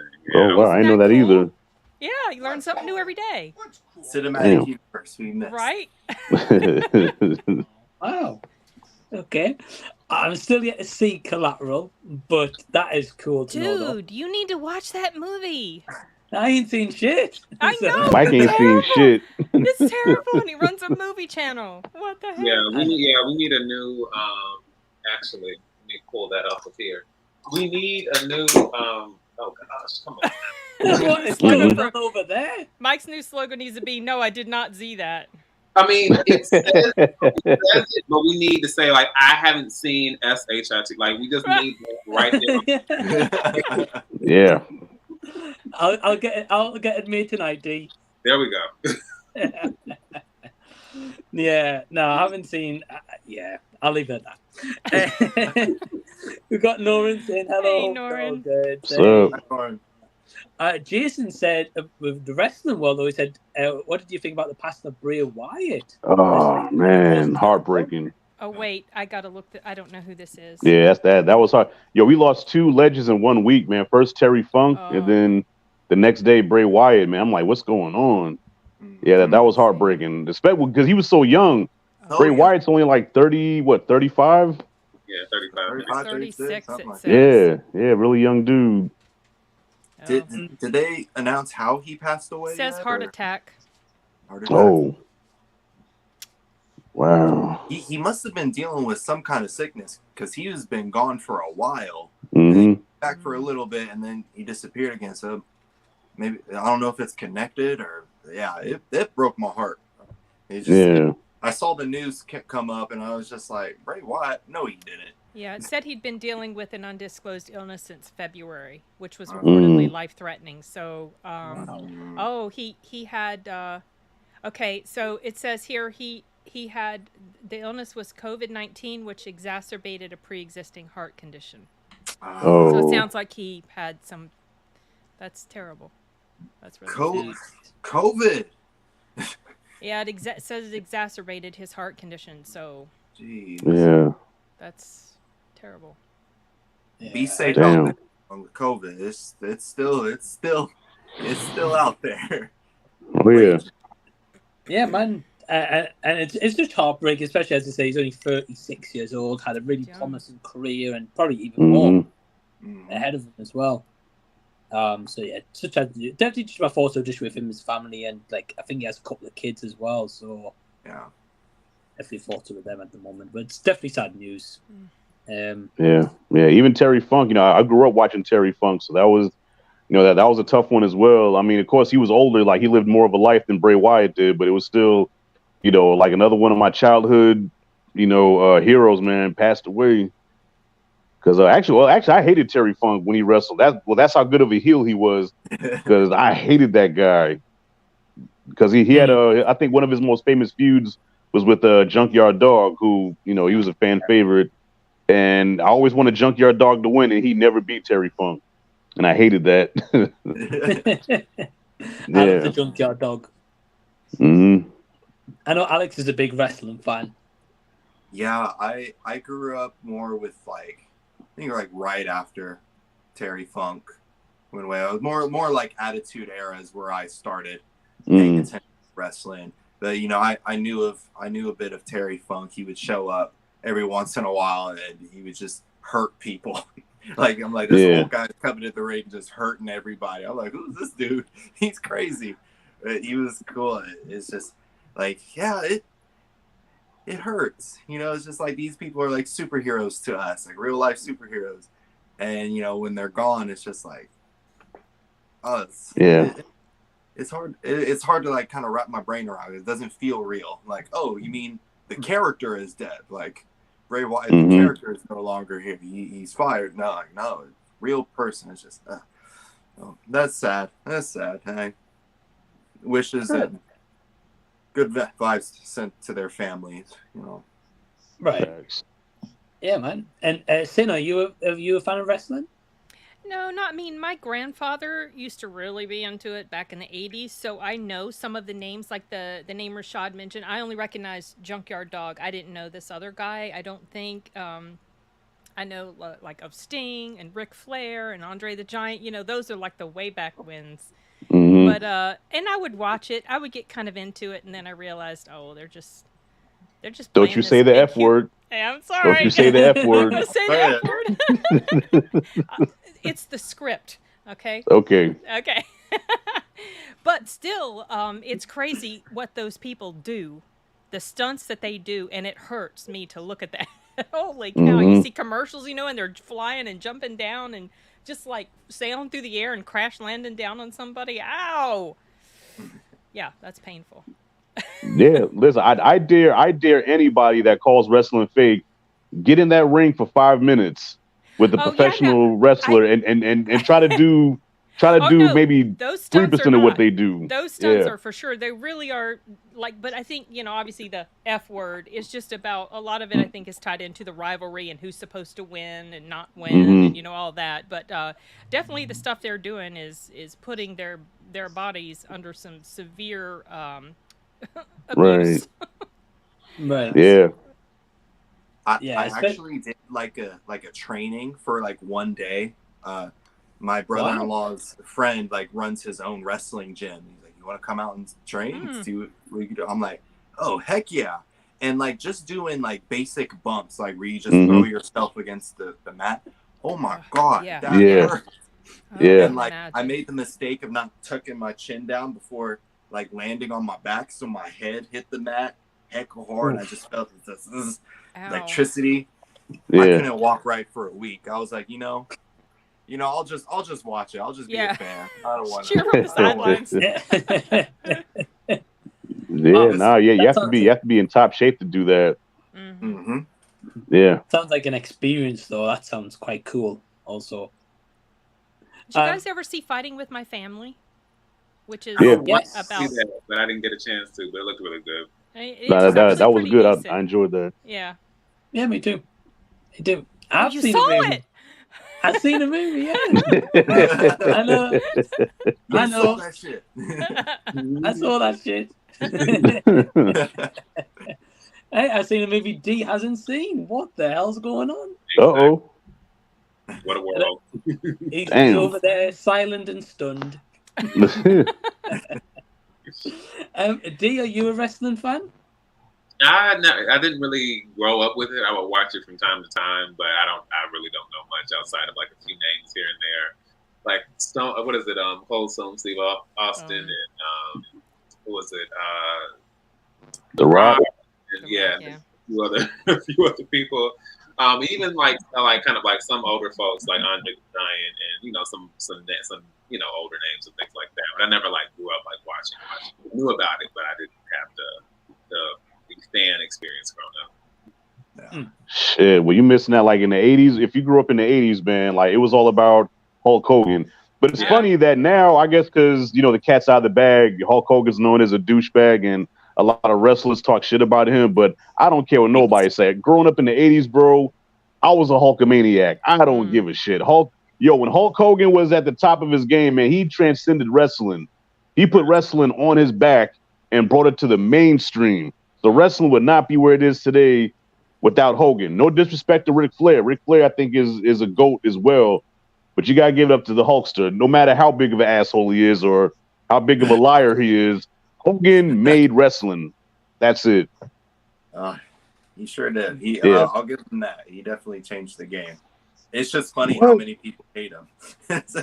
Well, especially his own peers. Like, I can remember being 7. WrestleMania, to this day, WrestleMania 3 was like one of the biggest moments of my life because at the time I thought wrestling was real. So when Hogan had that moment when he body slammed Andre the Giant, and at the time I didn't know that he had slammed Andre hundreds of times, but we didn't know that. We just know what we saw on TV. So he actually picked Andre up 500 pounds and slammed him. It was like watching the Super Bowl. We all went crazy. We was high-fiving each other, man, jumping up and down. It was a big-ass party. Like, I couldn't believe what I saw. He was Superman to me at the time. I wanted to be Hulk Hogan. Yeah. Yeah, well, definitely. So y'all suckers hate on the Hulkster. Shut up. Those two haters. No, but definitely one of the biggest moments in wrestling history, though. So I understand. But Hogan. Okay, Mike. So Mike, you saw that moment, right, when he slammed Andre? Did you see that? Yeah, of course. I'm a huge wrestling fan. Yeah.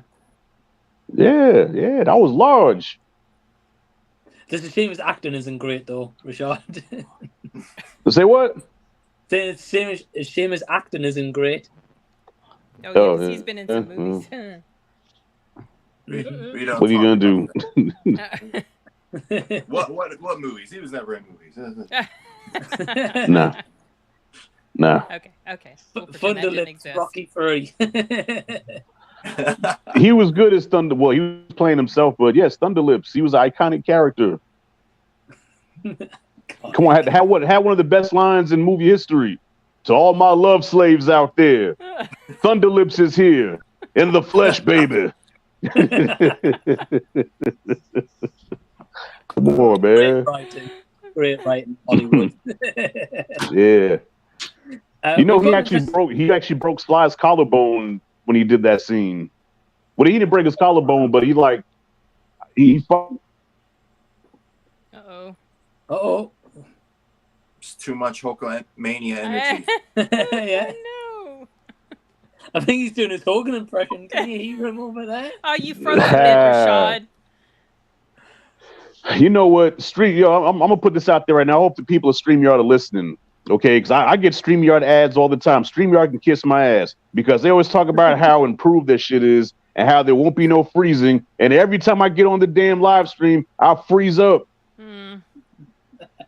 StreamYard ain't shit.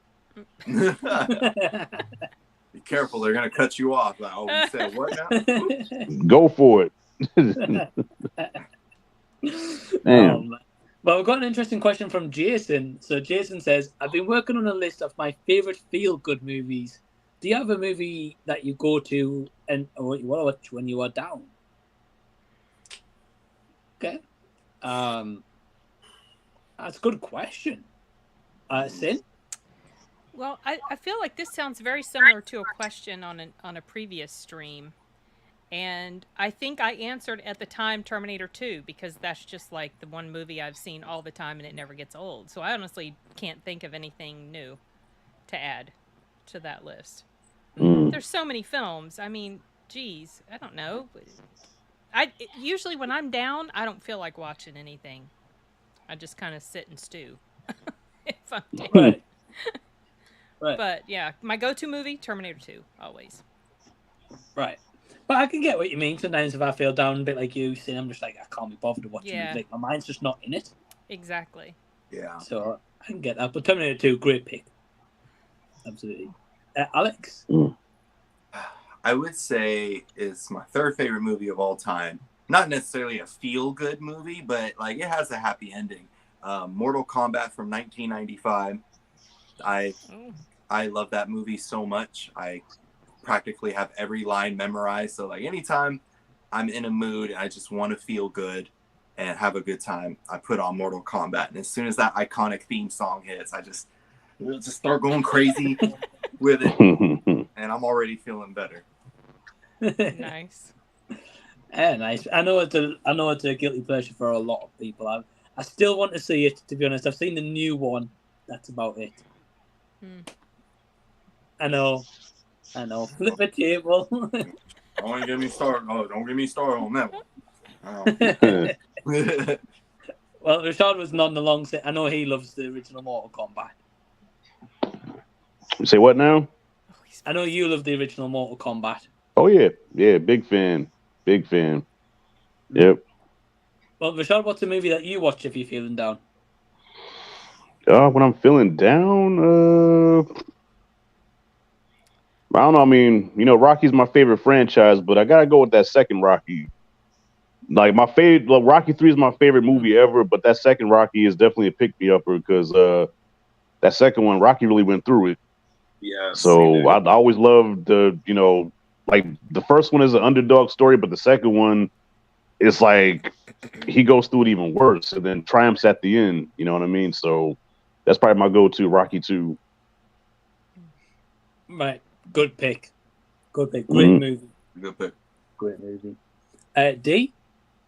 Well, I was going to say really quickly, Rocky 2, once I got, because I want to say it was some years back that I finally watched and got into and watched the first three. But that second one shocked me because it just the way, and I think I appreciated that more than the first one, only because it dealt with the reality. Like you expect, like, oh, he's this champion, he's become this, kind of this kind of celebrity and this figure and this and that. And like I said, like his reality once, like dealing with all that is I thought it was very insightful what they kind of dealt with how his life changed as a result, and it wasn't just some kind of like overnight success kind of fairy tale type of thing. Like, oh, like everything's great now. I was like, no. So I really appreciated that about Rocky 2. It was really, really, really solid. I would say 3 that comes to mind: The Mask of Zorro, Moonstruck, and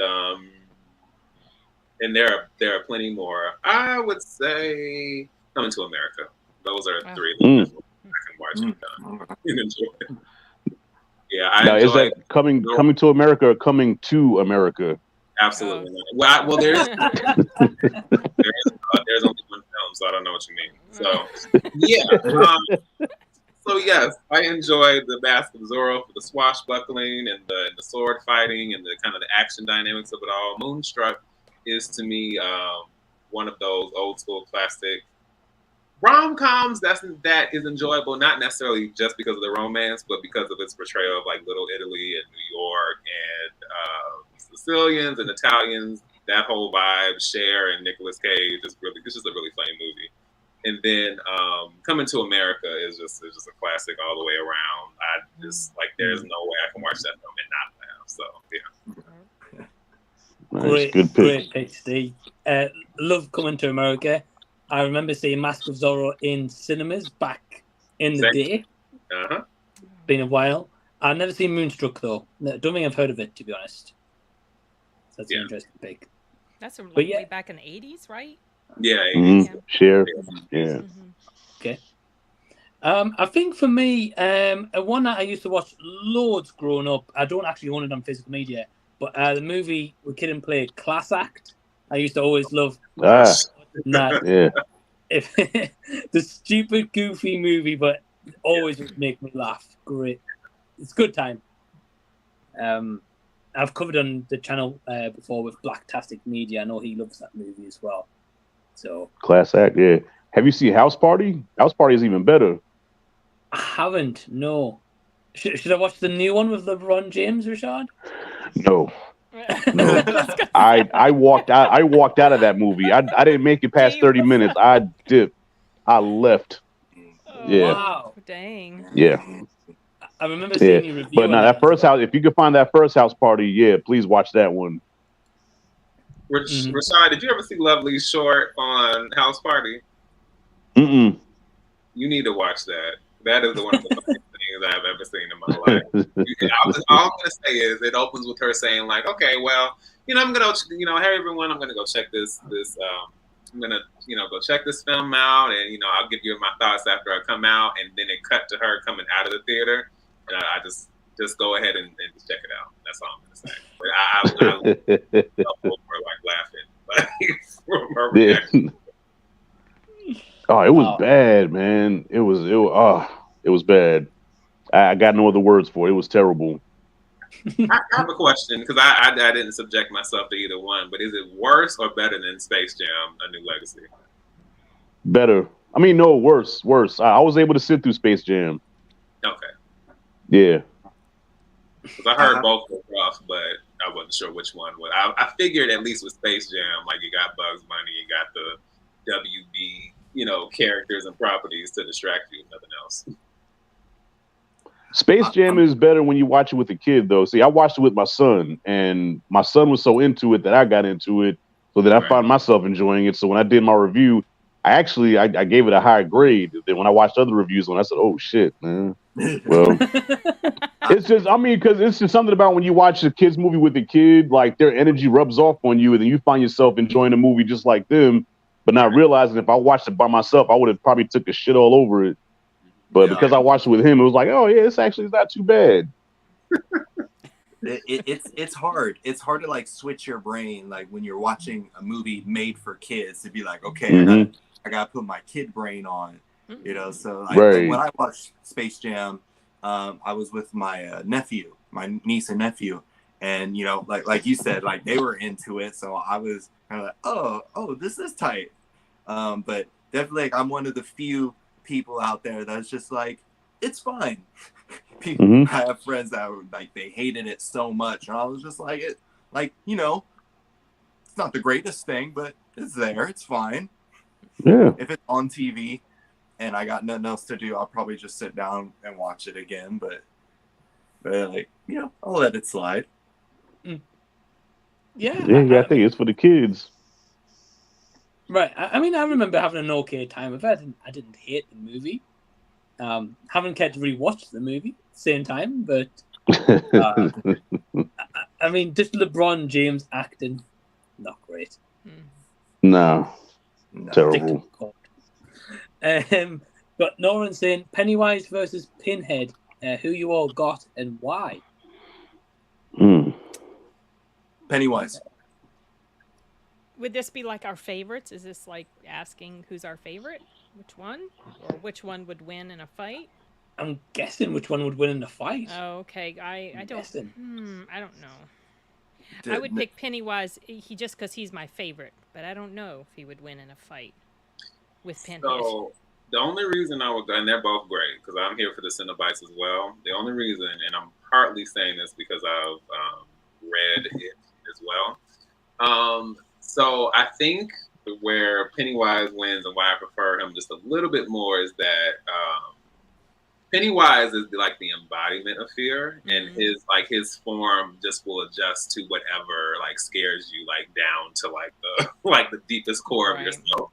So I just think that the idea that he can become the manifestation of anything, like anything that you fear, I just think that gives a different dynamic. Not to say that the Cenobites aren't frightening in the way that they can just kind of appear anytime, and then, you know, the whole pain and that whole sexual like twist to them as characters, like all that is very creepy and disturbing.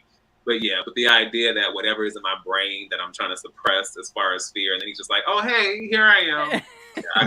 Yeah. Right. Yeah, I think with Pennywise, you'd be on your toes constantly. You wouldn't be sleeping at night.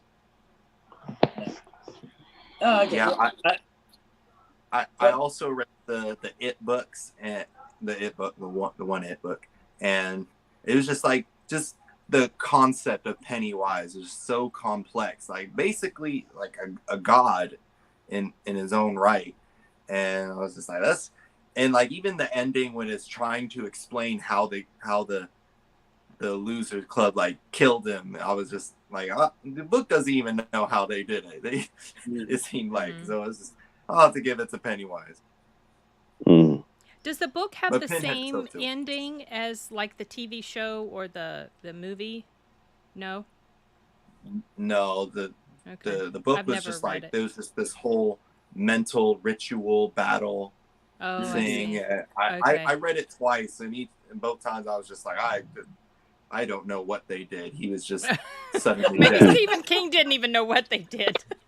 It was just like, and he's dead. Okay. He was probably drunk or high at that point when he Maybe. He's like, I don't know, just send it to the publisher. Yeah. Man, Stephen King stayed on that book of sugar. Oh, I would say he absolutely did, because there's a point which I don't even remember. I must have been too young, or I didn't catch the reference. But yeah, in order to make their way out of the sewers in the first half of the book when they're kids, all the kids do something really not appropriate to get out. Oh, and it I think I've heard about this. At the same time, and I was just like clearly you had to have been under the influence of something. Yeah. Like no. I remember reading that part and just being like, you didn't need to put that in there. you did. They needed to do this to get out of the sewer. Like, no, they didn't. You could have just had them get out of the sewer. Yeah. Like, it's like, no, they're becoming adults in this way because of their trauma. I'm like, you could have done it any other way. They just fought a demon clown. Like, just that was the adult transition. You did. No. Listen, there needs to be a movie about Stephen King writing one of his books high on cocaine and actually going inside of his head. That's a movie by itself to me, because that guy, he's like, oh no, StreamYard got to him. Well, again. We've got a beautiful mug shot of Rashad. Oh dear. He's happy though. Like, you got a point to make? There he is. He's back. You angered the StreamYard gods. Let me try something. I'm gonna try that because I'm using my phone. Maybe if I try on my laptop, maybe it'll work. Do you have like a hardware? Maybe you could connect straight to your modem or something. That would help. Yeah. So hold on. Let me try to hook my laptop up because I'm on the phone. So I'm gonna leave and then come back. A StreamYard. Okay, hold up. I want to make sure you see the fat finger. Yeah. Don't finger them again. I'll be back.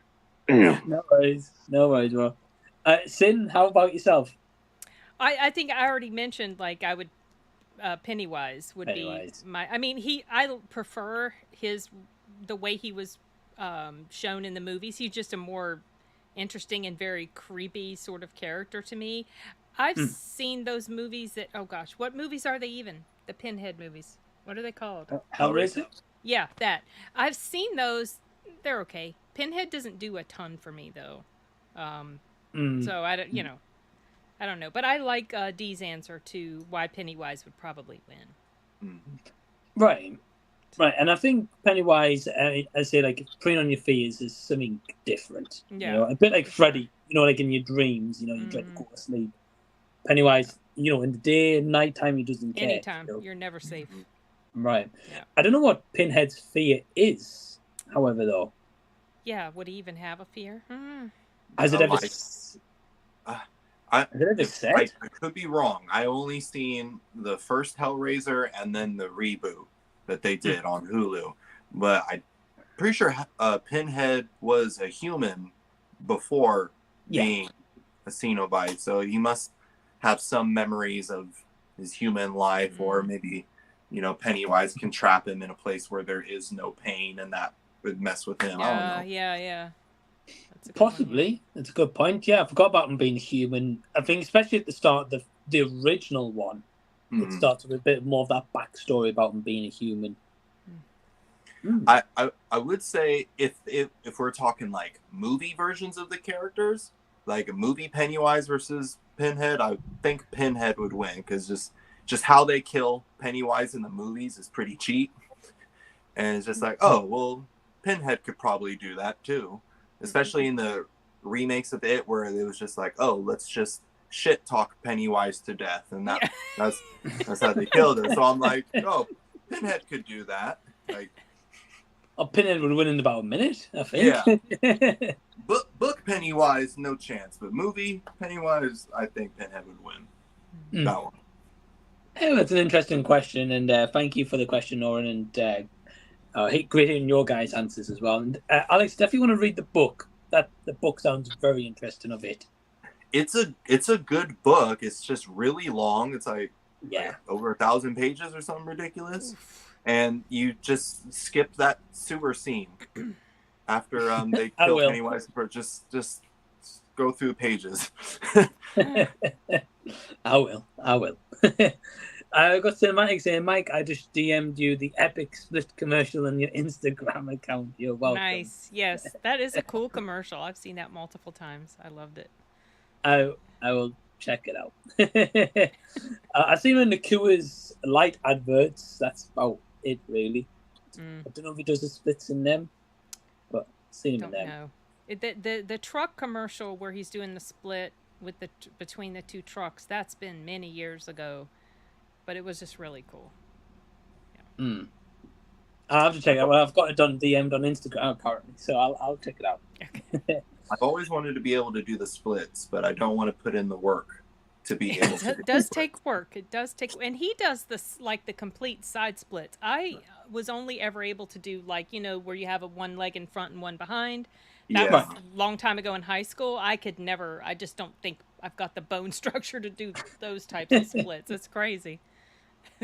I tried to do a quarter split, and I just feel every bone in my legs cracking. And it's like, ooh, Alex, what are you trying to do? You gotta be careful, might tear a muscle too. Yeah, well, I'll just imagination. Right. And D's just silent over there. Don't know what his experience is like on the splits. Oh, D, are you muted, D? Because you're there is no experience, hence why I'm silent. There he is. Maybe that'll work better, Rashad. Let's try this again. All right. Do I sound better? Yes. Yeah. Do I look better?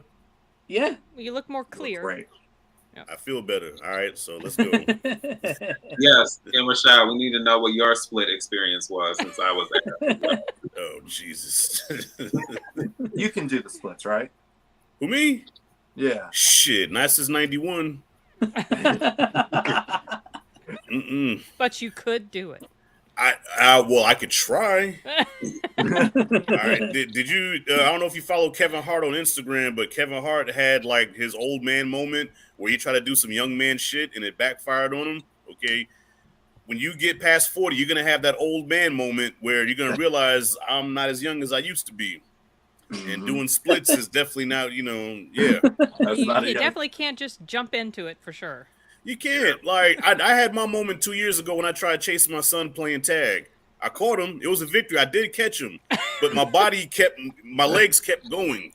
And then I went down. I rolled. Dirt flew up. Oh, no. And he couldn't wait to come inside and tell his sister. They both had a big laugh about it. Of course. Yeah. But it was a victory. You caught him. So. I did catch him.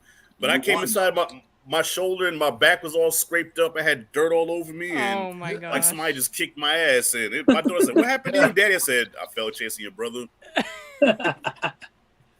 That's the last time. That's the last time I chased him playing tag, running full speed. Like, I ain't playing with you no more. No. That's it. That's it. Hey, man.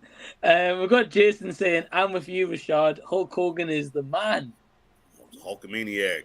Yeah. Hulkamaniac. Yes, sir. The ultimate man versus the ultimate meatball. Yes. Good old Rocky 3. We've got Drew saying, aside from Tony Stark and Endgame, what do you think is the saddest superhero movie death? For me, I think Wolverine's death in Logan. Facts. Hands down. Yeah. Yeah, it was, Yeah, I've got to agree. live action, I would say that it's between that and Tony Stark for sure. If I can cheat and use animated superhero movie, I'd say the death of Superman from that one always makes me cry. And it made my wife cry, who's not even into superhero stuff. So wow. She cried about it. Yeah. That's when you know it hits. Yeah. Okay. Sin? Well, those are obviously. Logan's death was pretty sad. Tony Stark pretty sad. I think I did get teary-eyed when Tony Stark died. But one that always gets me, and it's not one of the heroes who dies. It's in Wonder Woman when Steve blows up in the plane, and her reaction to it just kills me. Just absolutely, just tears my heart in two. And then, of course, in the next movie, when she has to give up her wish and release him, let him go, that also gets me. So those are the only ones besides these that come to mind. Okay. Yeah, I know that part in the first one. Yeah, that's definitely an emotional one. Yeah, I've never seen Wonder Woman number 2. 1984. Yeah. No. Now D and I are going to have to take you to task. We might be in the minority, but Sin and I have stuck fast on this one. Yeah. That film holds a special place in our hearts for sure. Rashad staying silent over there. I mean, I don't hate the movie, but it was a big letdown. Like that. Remember that dropped Christmas? 2021. Had the family over here. We're like, yeah, Wonder Woman 84, and I think about 2020. Yeah, about an hour into the movie, we're like, 2020, 2021. This is kind of boring. Yeah. If I saw that movie walking down the street, I would fight it. That's oh dear. I'll just. Yeah. It was kind of bad. We've got a 2v2 here. Yeah. I'll be the ref between you. No, I'm so happy that y'all loved it. Like I was too. I was honestly really surprised. Like when I was watching, I was like, it's not quite up to the same level as the first one, but I actually really enjoyed this movie. It had a lot of emotional depth for me. And my husband, we went to go see it. I think it was Christmas Day. We went to go see it. And it was when they were still spreading the seats out, So it was a full theater, but it was only like 25% full or whatever. Right. But, and I remember we got in the car and we were driving home and he said something about how, he made some sort of comment about how there wasn't like as much action or whatever, but he said it was pretty sad, and it was to me. So I was surprised. I did my review, then I started watching other people's reviews and I saw the Rotten Tomatoes and I'm like, what the heck? Did we even see the same movie? Okay, well, all right. Yeah, it was pretty bad. Sorry. I can't agree with you on that one. Yeah. I mean, it had potential. I mean, it could have been. I don't know. I just can't get past the whole thing of the whole movie's based off of making wishes, and then they totally messed Cheetah up. Like, what do they do with the cheetah? Yeah, I wish they hadn't gone there with that was one of the. I didn't like the cheetah appearance. I think if they could have maybe had her have those same powers without making her look the way she looked. That was, I wasn't super crazy about the cheetah look, but I still liked her storyline. I found her to be a pretty sympathetic character. Yeah, I thought the character was interesting, but I think part of the issue is that they should have just been one central villain, and the fact that they split it between her and Max, I was just like, there's not enough time Yeah. to make all these characters work, especially with the whole wishes piece. Like, yeah, that was an issue. I would have preferred Cheetah as the main villain because like that's the Wonder Woman villain. Like, Right. they're, like those Yes. two are Yeah. on site, and like they both hate each other, actively trying to kill each other. Like that's what I wanted from their rivalry in this movie. But this is just, you don't get that. Yeah. Yeah. They really just kind of throw her there just as kind of like a preliminary fight to get to Max. I'm like, that's not how that's supposed to work. So Yeah. Right. I'm not speaking too much on it just because I did praise Cyborg. So if you go back and watch Cyborg, I can see D. I can see you right now. So he shit on Wonder Woman, but he praises this. Rashad doesn't know nothing about movies. That's why I'm kind of staying a little quiet and reserved about this. But yeah, I didn't like it.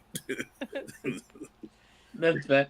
I'm gonna have to watch the movie and be maybe the deciding factor between you four here. I think, but two loves it, two don't. Yeah. I don't know. I'm intrigued. I've always wanted to watch it, to be honest. Though I'm a fan of Gal Gadot's Wonder Woman, so Yeah, I'll check it out. Role, for sure. We've got JK4 saying hi. Hey, Hey, what's up? Hope you're well. We've got Marvel fan saying hey, Marvel also. fan. Hey, Marvel What's fan. up? And hey, JK4 with a super chat. Hey, thanks, man. Oh, Says right. it's live. Thank you. Hey, thanks very much, man. Really appreciate it. And thank you for tuning in. And yeah, really appreciate it, man. Wow, thank you. Oh my God. I always get surprised. I'm like, what the hell? The hell's this? Jason saying Rashad looks like a Sith Lord with that hoodie on. I take that as a compliment. Thank you. It is. It is. I always prefer the Sith over the Jedi, so that's a compliment. Thank you. We've got Cinematic saying Boromir is deaf in terms of worst superhero movie death. Wait, who was that? Boromir. He's from Lord of the Rings, right? Oh, Right? is or he? am I Yeah. misremembering? Yeah, okay, that's what I thought. Okay, well, okay. it's not really technically So like medieval superhero. superhero. Yeah. I was about to say. I mean, I'm- some of them have like abilities, like not like your typical superhero, but like if Legolas was in our world, he would be a superhero. okay. You know, Fair I'll enough. accept. I'll accept Fair it. enough. I haven't seen Lord of the Rings in forever. Like I watched Return of the King back 15 years ago, and that movie's still playing to this day. The movie never ended. You know, I don't remember watching any end credits. It's like 5 hours later, this movie's still going. Oh, Damn. Rashad, I think. Oh, sorry, D. What were you saying? No, I was saying, did everyone answer? I don't know. I think you're the only one, but I don't know if you went off camera or something. I don't know what happened. Oh, when you asked the question? No, I was there. Yeah. Okay, well, sorry, D. My apologies. What would you go with? No, you're good. I really was wondering if everyone. I was trying to remember everyone's answer. I remember Sins. I remember Alex. Rashad, what'd you say yours was? Logan. I agree with I said Logan. Oh, just as far as Yeah. Logan. Okay. Yeah. Yeah. So I would say Yondu threw me for a loop. Good one. Good one. That one, because I was like, I didn't know they were going to go in that direction with that character. So I was like, oh gosh, why? Why must He might have been your father, but you weren't your daddy. Right. That hit. Yeah. That hit. And then one that really upset me more so in Logan, even though it still was shocking in X3, Professor X. I was really upset, especially in Logan. Like I kind of like, I guess I don't know. I just felt like I felt like the stakes, and I just think the way everything played out with everything already being dire with so many of the X-Men being eliminated and killed and all that kind of stuff. It just kind of felt like to lose like the core of the X-Men and the person who brought that together, and to lose them, I just was like, is there any hope left in this film? And I guess the kind of point that there really wasn't, but I was really hurt about that. Yeah, well, also the dynamic between him and Logan, like they had like a tight relationship in this movie as compared to the other one. So when he went, it hit a lot harder just because of their dynamic in the movie. So yeah, I can agree with that. Mm-hmm. Yeah, I think it's... What about Uncle Ben? You've seen it a million times. Shit don't affect me no more, man. It's kind of given, isn't it? But like the first Spider-Man movie, that Uncle Ben, like that still kind of like scarred me. I mean, he could barely say Peter's name. Well, I was more mad than anything when that happened because Peter was being a dickhead at that time. So, yeah, I was more mad than I was sad because at that moment, I'm like, I know this is Spider-Man, but I kind of want Peter to get his ass whooped for, first of all, disrespecting his uncle the way he did. And then now you want to cry them crocodile tears when he's dead. So, yeah, I was more upset than anything. I understand. Yeah, I can definitely relate with that. I was like, yeah, what an arsehole he's being right now. And then you're right, a minute later he's then crying. Yeah, after he disrespected him, I said, boy, don't you ever disrespect your uncle like that? Yeah, I'm old school. Car real quick. Yeah, I'm old school. Even the new Spider-Man, I don't like the fact that Tom Holland calls Aunt May, he just calls her May. I'm old school, all right?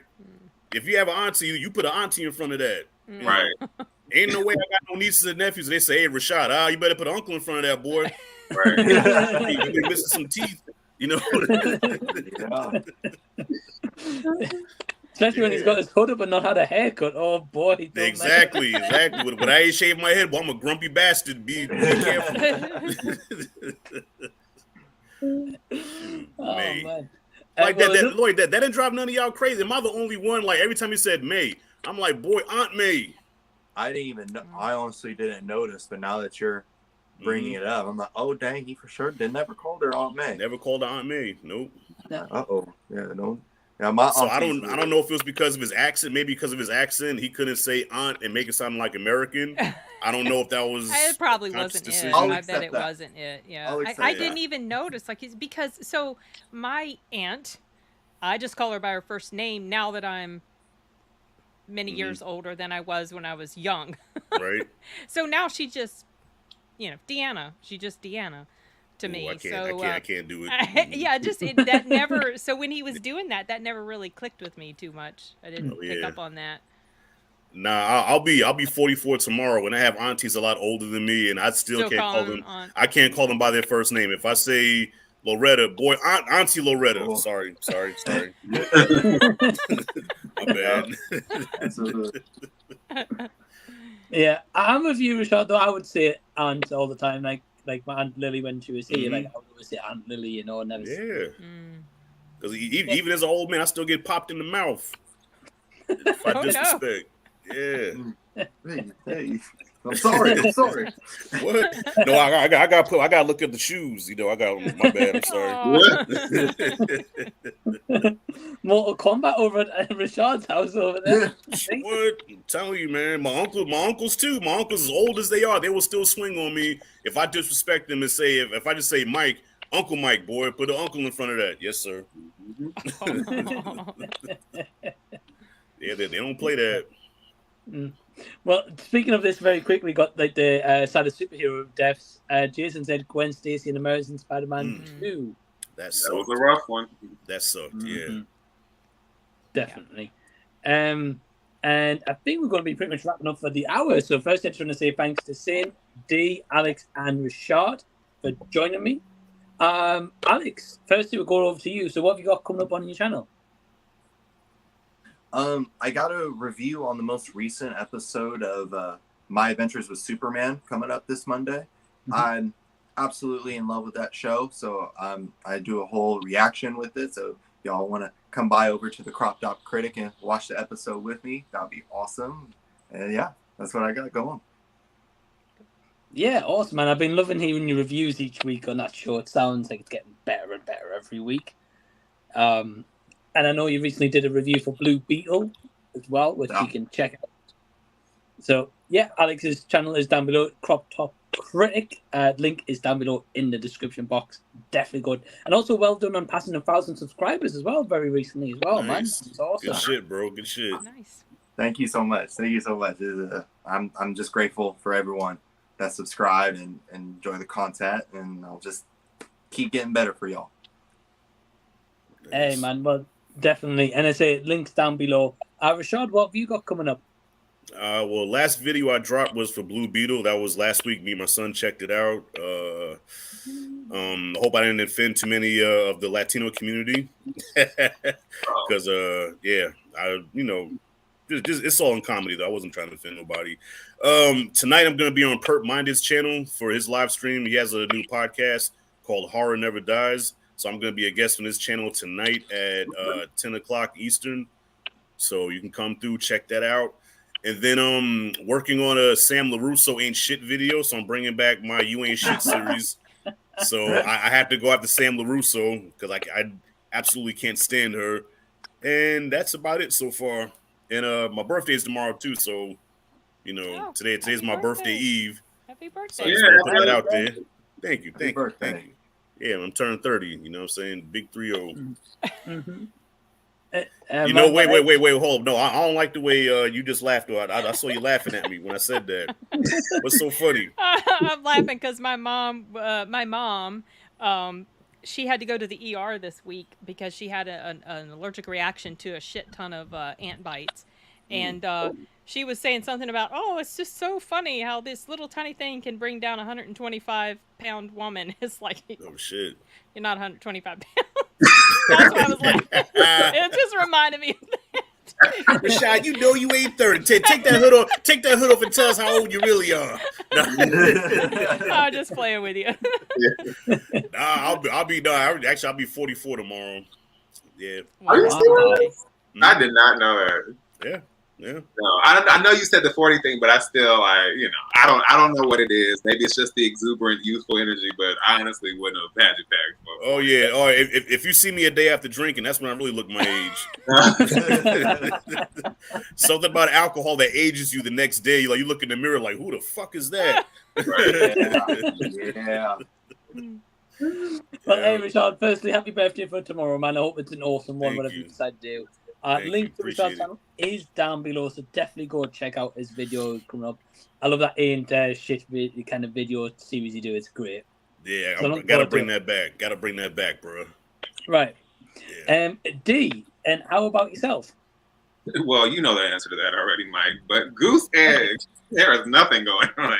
No, but no, I am recalibrating things mentally for myself in the meantime. I think I just needed to step back as far as YouTube for a second, and just it's not so much figuring out what I'm going to do because I know what I want to do, but I think I tend to run myself ragged. And considering that I came home the other day and ended up sleeping from like 6:30 p.m. to almost 6 a.m.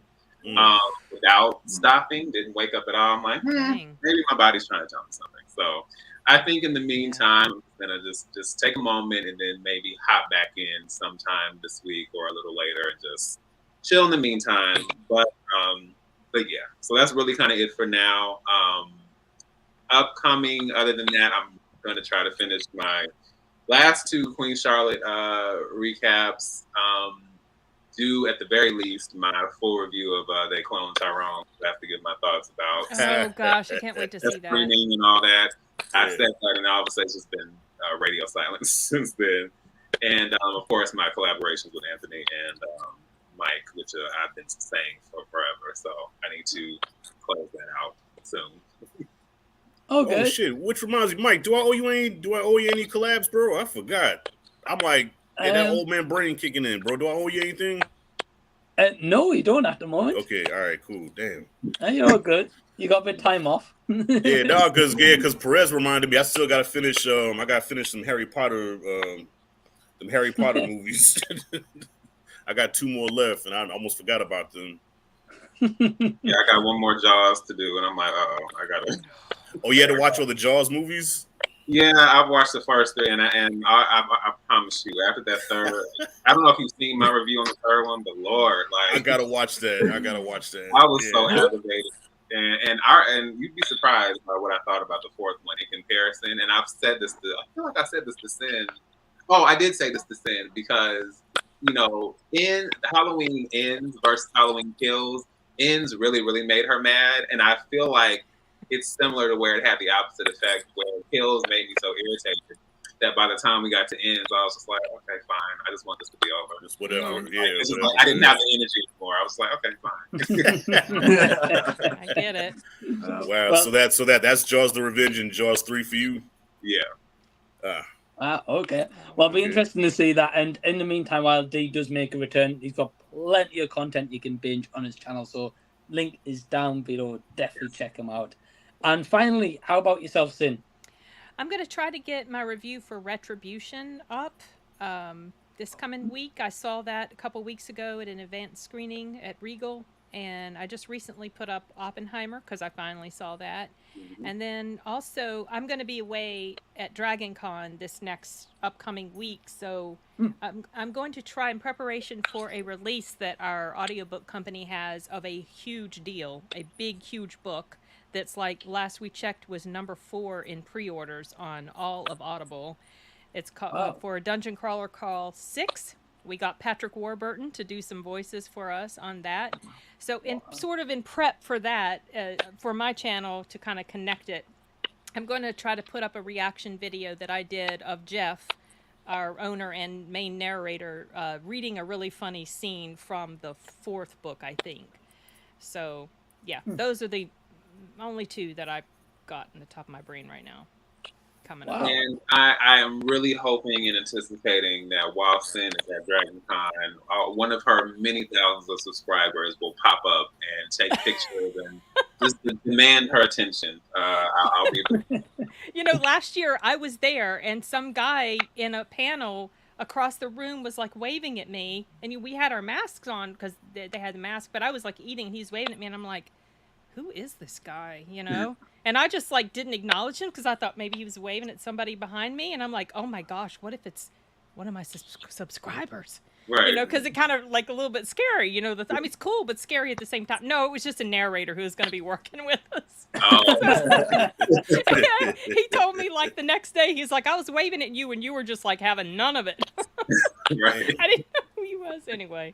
So he was a subscriber secretly. We all know. Yeah.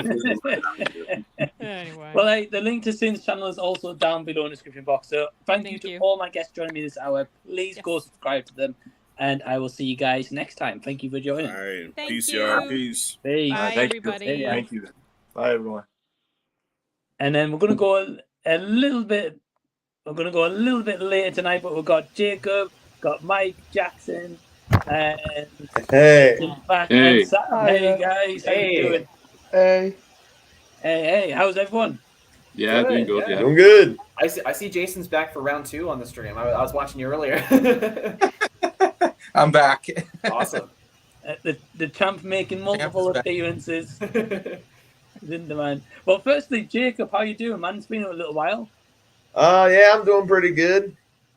Starting to get things back on the channel once again. I had some personal issues last week, but it's starting to get itself a little better a little bit, and I'm better enough to where I feel like doing YouTube stuff again. Right. Yeah. Well, I'm glad you're feeling better, man, and it's great to see you back as well. And thank you for joining tonight. Really appreciate it. And Mike T. Shields, man, like how long is it? Episode 40, I think. Now I'm 54. I think it was. Yeah. Yeah. It's been a while. Yeah. How you been? Yeah, I've been doing good. Yeah. Just been working non-stop, really. Yeah. Yeah, it's fair. And of course, happy birthday for the other day as well, man. Oh, thank you. Are you going to be celebrating somehow? Because I know you were working really, and you're waiting for payday, right? Yeah. I'll be probably be celebrating a bit more next week and that. Yeah. So looking forward to that. Nice, man. Well, hey, welcome back, dude. Thanks for joining again tonight. Really appreciate it. You're welcome. Yeah. And then of course we've got DJ Sammy G on the deck, so he's in the house. Hello. and this you know, like the last time I was on your stream, Mike, was about Thursday the 10th of August. So it's been a couple of weeks, to be fair. It has, mate. Yeah, and you've been keeping okay? Yeah, not bad, mate. Kind of good. I was going to say, Rashad has actually got the same birthday as my mum, actually, because it's my mum's birthday tomorrow. Oh, wow. Oh, nice. Well, happy birthday, Sam's mum, if you're watching. Thank you very much, mate. Yeah, but I'm not too bad, mate. I've said summer's nearly over now, and in the UK, yeah, I'm actually kind of happy, to be honest, Mike, because autumn's actually my favourite time of year. Yeah, it is for a lot of people. Yeah. And also on Thursday, I will be meeting up in Sam, and we're going to go see 2001: A Space Odyssey as well. Oh, nice. So that'll be Yeah. cool. Nice. Just to quickly say on that, Mike, you as say because I think you were on the stream when I dropped you the message, but yeah, I've got the tickets booked for today. Beg your pardon, I've got the tickets booked today, but for obviously Thursday, which I'm excited for. Me too, man. Me too. I've never seen the movie either, so it's going to be interesting to see it. I must admit, I was absolutely I was going to say shell shocked. Was that the right term? I was kind of a bit shocked to the brim, Mike, when I found out that you've never seen Jaws before. Yeah, man. I haven't seen a lot of movies. Well, I'm going to probably make a dad joke, and I think Nige made this dad's joke last week. I'm sure it'll be pretty jawsome. Joss. Oh, it might be terrible. We don't know. But Yeah. But you've been keeping all right, though, Mike. Yeah, keeping well. It's good to be back on Z Talks. I had like a week and a half, 2 weeks off, so it's good to be back. Yeah. So yeah, guys playing. good stuff. And thanks for inviting me on, Mike. It's always a pleasure to be on like your live streams. Yeah, hey man, all good, all good. And Jason, how you been in the last hour we haven't spoken? Changed my hat, so You changed your hat? I didn't notice. try to change it up, wardrobe change a little bit, but yeah. No, I was sitting watching Z Talks, and I'm back. Hey, all good, man. Well, thanks for joining again. And of course, Jackson, man, the man who's unavailable all the time at the moment. He's back. I know. I'm so sorry, Mike. It's been a few weeks since I've been able to. So good. But no, I'm super excited to be back on today. Yeah.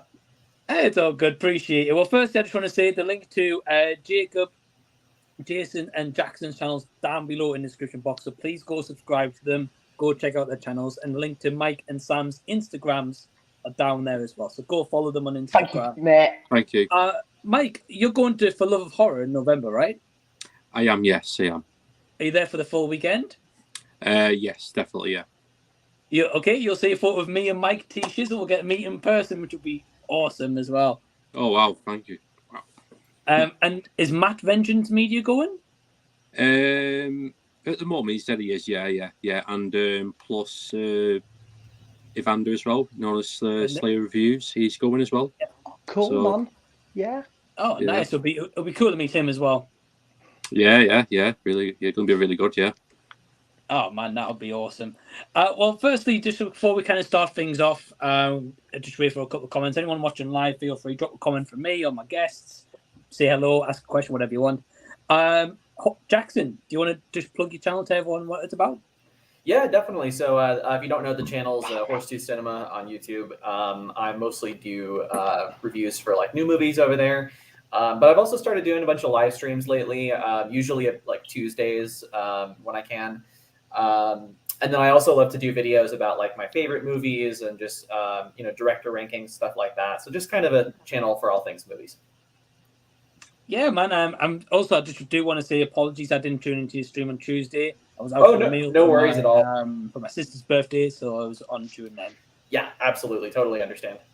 But love your streams, man, and great to see you doing lives as well. That's awesome. Yeah, it's been a lot of fun. And Mike, do you think you're going to be back on live streams anytime soon? Like doing them on Instagram? I was thinking of it, yeah. I've been going to start doing it like a solo. So, yeah, I'm going to start doing that. Then, like, just help me gain my confidence back. Sure. And then, like, if that goes well, I might start getting guests on at some point. So, cool. Fingers crossed. Yeah, I would love to see you do live streams again, man. It's been a while, so it'd be cool to see you back. Yeah. Cheers. Yeah. Yeah, man. Well, keep an eye on Mike, of course, T Shizzle on Instagram. Of course, Jason, we heard from Jason earlier, so if you didn't miss out, Jason's link down below. Jacob, how about yourself? Doing pretty good. I just earlier today I did my What I've Watched live stream where I reviewed some of the recent movies I've watched in the last month or so. I watched Oppenheimer last night. I finally got around to watch that, and oh man, that was a good movie. Yeah. Yeah, I love that one. It's really good. Oh man, the whole theater seats were rumbling when the bomb goes off. The bomb goes off, they do the test. It's very quiet, and I'm like, man, Did you so see it good. Did you see it in IMAX or? No, it was AMC. Yeah, no worries. And even at AMC, it was quiet. I heard the bomb goes off. You see the reactions, and then he goes, "I have become death, the destroyer of worlds." And then you hear the blast, and it was going. I was like, I shared that to my dad, and he was like, "It sounded like you were at a 4D showing." Oh man! Well, hey, I'm glad you had a great time with the movie, Jacob, as well. Yeah, it was a great movie. And Mike, have you seen Oppenheimer? No, I still need to watch it badly. Yeah, I will be doing it at some point. Probably definitely next week coming. Definitely. Yeah. Awesome, mate. Well, I look forward to hearing your thoughts on it. Yeah. And Jason, you haven't seen it yet, right? No, I haven't seen it yet. Not yet. Okay, cool. Sam, I know you did, and I know you said you loved it. Yeah, I went at the IMAX at the Metro Centre, and it's actually was great because I actually got to see it with Paul Magpie Movies as well. So and first time I met Paul in person, so that was really good, Mike. Yeah, man, cool experience. Yeah, because it's not often that I get to like the IMAX, but it was funny because now it still looks breathtaking on the big screen, Mike, does 2001, but my word, it would be jaw-dropping to see that at the IMAX. I can't imagine. Yeah. It still looks amazing on the big screen, though. Has everyone else here seen 2001 Space Odyssey? Yeah, I've seen it. I'm unfortunately. I have a love-hate relationship with the movie. Like, it's visually stunning, and I get the appeal that it does have, but it is long and slow. That's fair, mate. Yeah. It's not everyone's cup of tea. I think it's kind of that film to me, Mike, is more of an experiment, than an actual story behind it. It's, I think that's kind of what Kubrick was going for. But it was funny because I think the book came out the same year as the film did. Mm-hmm. I think it was Arthur C. Clarke or someone. It was like 1968, and he wrote the book. But I think the book came out. I think was after the film. I think, if I'm not mistaken. Okay. Okay, I'm intrigued. Jason, have you seen the movie? Yeah. Oh yeah. And? Oh, it's exactly what Jacob said. It's so slow moving, so boring. It takes 45 minutes before I think anybody even says a bit of dialogue. I don't know. Okay. Yeah. Yeah. That's fair, mate. Yeah, I don't like that movie at all. Fair enough. Sorry, Mike. I was just going to say, Jason, it is an acquired taste, that film, to be fair. Yeah. Sounds it. Jackson, what's your thoughts? I absolutely love it. I think it's for me, it's like top 3 Kubrick. I don't it's I personally connect to like The Shining and Barry Lyndon just a little bit more, but I still really love like the HAL 9000 AI character in it, and of course the visuals, and just I love the fact that there's no dialogue for like 30 minutes. I just love sitting there and watching those apes and kind of and then seeing the transition finally. I think it's just amazing. I don't want to ruin it too much for Mike, but it's it's great. Yeah. Wow.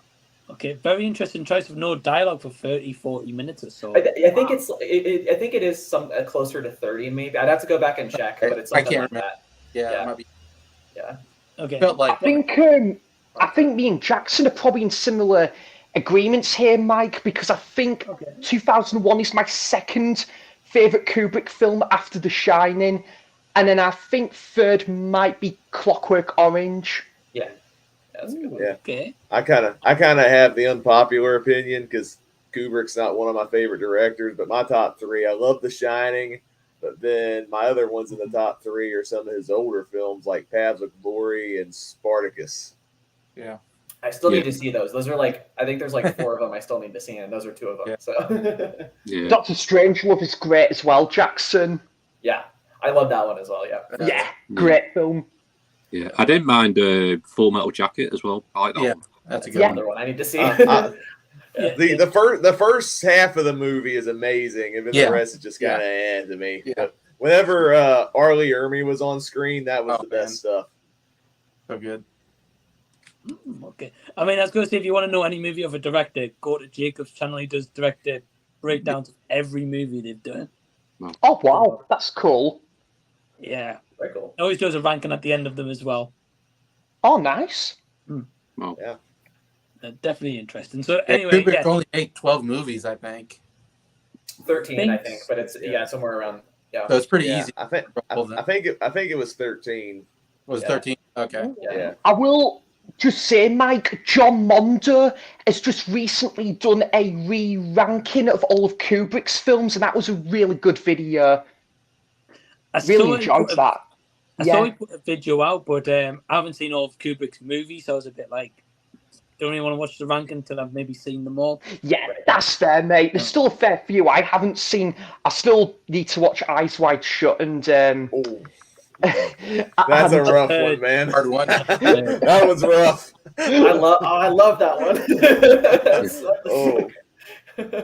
Yeah. Not exactly a family viewing, isn't it, Mike? No. Not that I've heard. No. Watch it by yourself on Christmas. That's the best thing I can time for it. Well, Mike over there is smiling. I'm assuming it's not a family-friendly movie. Oh, definitely not. Now, I do want to check it out, though. I've seen a couple of Kubrick movies, to be honest. So not loads, but I've seen a couple, and I like his work. So yeah, definitely looking forward to Thursday, though, man. I look forward to seeing the movie. Oh, can't wait. Sorry, Jason. Were you going to say something? Sorry.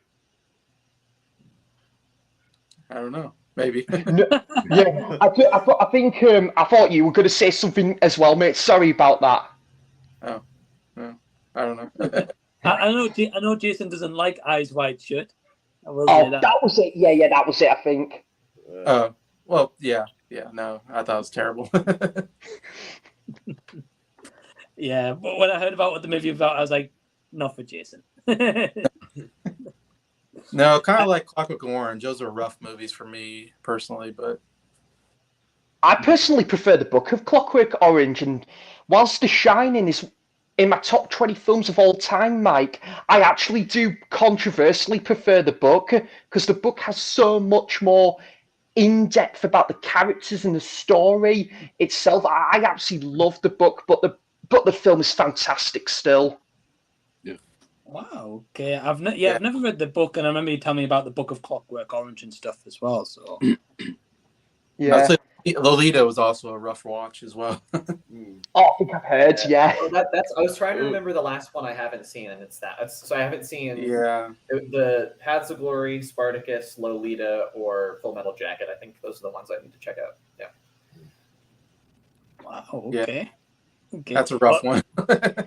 Yeah, I don't anticipate that's going to be one of the better ones, to be honest. But sexualizing like a 13-year-old girl, it's just yeah. Well, from what I know about the book, it's like I don't know if the film would do that, but it's certainly about that. So it's just well, it was weird, as it was made during a time when they had like a lot more censorship laws. Yeah. So he was getting around it as well as you can, but it was still uncomfortable to watch. And then on top of that, you have Peter Sellers playing multiple characters, and usually he's funny, but here he's like Jar Jar Binks levels annoying in this movie, and it does not work. Interesting, because I know Jason, I think, is a fan of Strangelove. Where yeah. Oh, it's great film.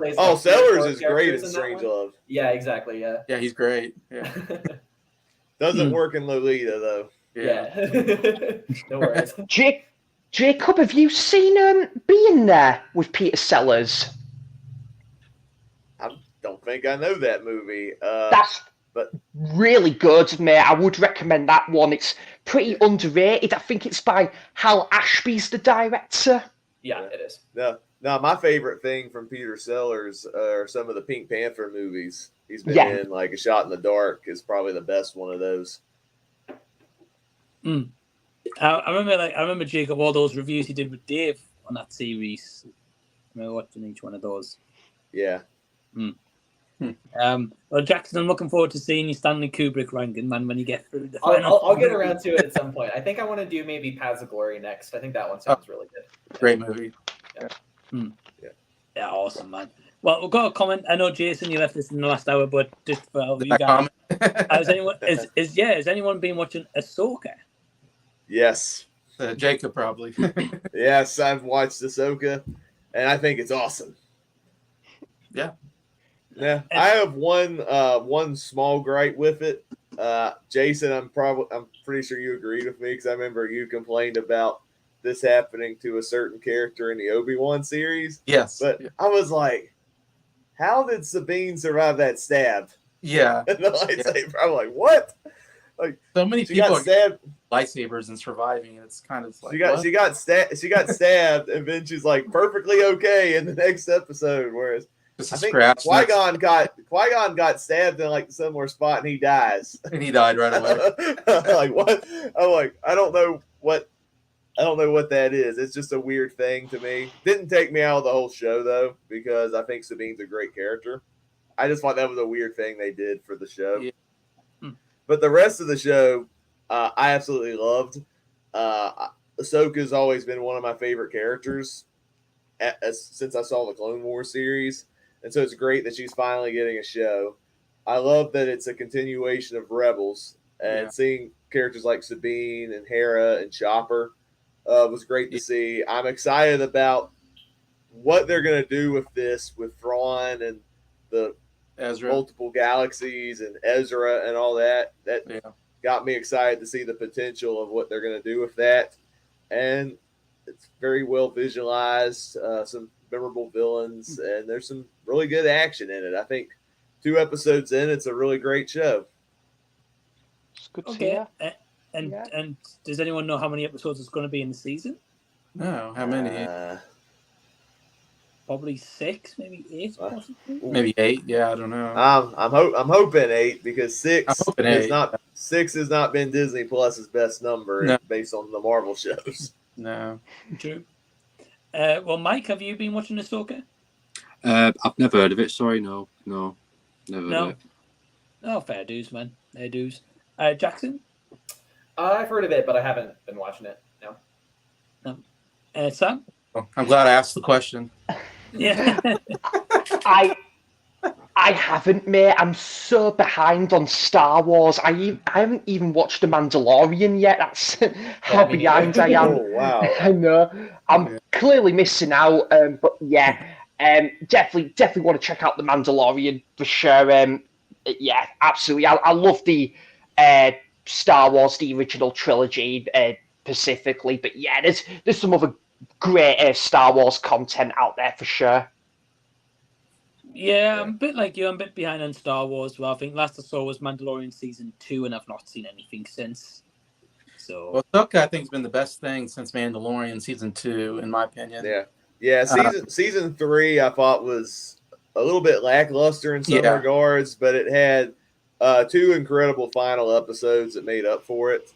But then Book of Boba Fett, I thought was disappointing, and I couldn't get through like 4 episodes of Andor because it kept putting me to sleep.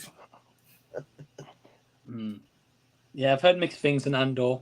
If you asked to Perez would love. Oh, he loves everything. Best thing ever. Yeah, that's fair. We've got Norin coming in. He says Ahsoka was great, but not perfect. Some writing issues I have in particular with Sabine, but the episode as a whole really fun, good setup. Yeah, cool, man. Seems like the same kind of positives and negatives about Jacob and Jason had. He says, dude, don't lie, Jacob and Jason. I know it's the best. No one loves Andor. I tried. I really did. But I don't even think Andor is that interesting of a character. I was shocked that he got his own show because I thought he was kind of a dull character even in Rogue One. No, and I hate that we go away from Jedi. Jedis are the best thing about Star Wars. I'm glad we finally got a Jedi show with Ahsoka. I mean, we got one with Obi-Wan, but Obi-Wan was like an old sad character.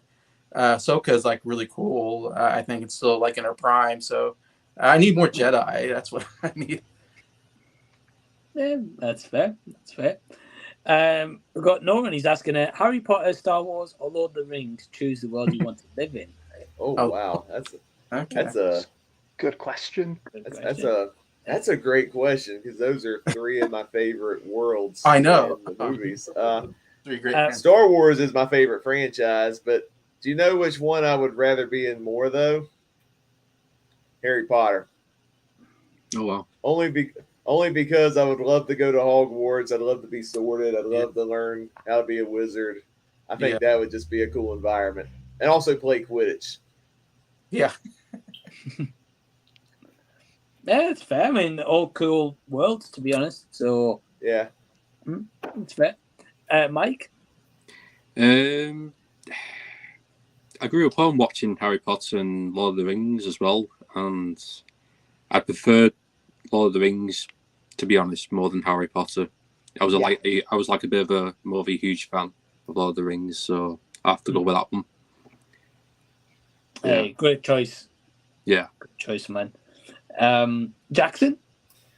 Yeah, I mean, it is really tricky because I did grow up with all three, but I think I'm leaning towards Lord of the Rings, and maybe that's just because I did about a month or so ago. I rewatched the extended editions for the first time in years, and had a really great time doing that. So just because the world is so fresh in my memory, I think I'm going to have to go with that. Nice, man. Yeah, I've still yet to see the extended editions. I'll really want to, though. Yeah, definitely. I think it's some people are like, people like to debate which ones are better, like the extended versus the theatrical. But for me, it's just kind of a mixed bag. Like there's some stuff the extended editions add that I think makes the movies kind of a little bit slower and baggier. But then some of the stuff that they add is like essential, and I don't know why they cut it out. Like it's just really good character stuff that they. But yeah. Well, the extended cuts are like 3.5, 4 hours each or something, right? Yes, I think Fellowship is the shortest. It's probably like 3 hours, and maybe I think that one's just over 3 hours or something. There's not that much that's added, and then but the other ones, they're like 3.5 hours. Wow. Yeah. Okay. It's trying to get the time to watch that. Really. Yeah. Definitely want to though at some point. Sam, how about yourself? It's really a toss-up between Star Wars or Lord of the Rings, because obviously, well, in terms of film, obviously, Star Wars, New Hope, and Empire, a couple of my favorite films ever, and obviously, Lord of the Rings are my favorite books ever as well. Crikey, I think I'm going to have to go with Lord of the Rings only by a smudge, though. Yeah, a good pick, man. Yeah, you, Jackson, and Michael are going to be living together in Lord of the Rings at this point. We'll be Aragorn, Gimli, and Legolas. Who's being Gimli? I'll do it. No. I love Gimli. I'll be Aragorn then. Sam, you just need some long blonde locks now, mate. Sam Gamgee, absolutely, it's perfect. There you go. It'd be like Sam Gamgee into house. That'll have to be your new name. Actually, I got something real quick before we move on. Lord of the Rings. I found this out like a couple weeks ago. I'm a co-host on Ryan Cam's channel, Life in the Movies podcast. And we were talking about unmade movies that never were. And apparently we were talking about Kubrick. That's why it just popped in my head. Well, Stanley Kubrick almost directed a version of Lord of the Rings in the 1960s starring the Beatles. Oh, wow. And the Beatles. Oh, cool. Wow. That'd be brilliant. And get this. Paul McCartney would have been Frodo.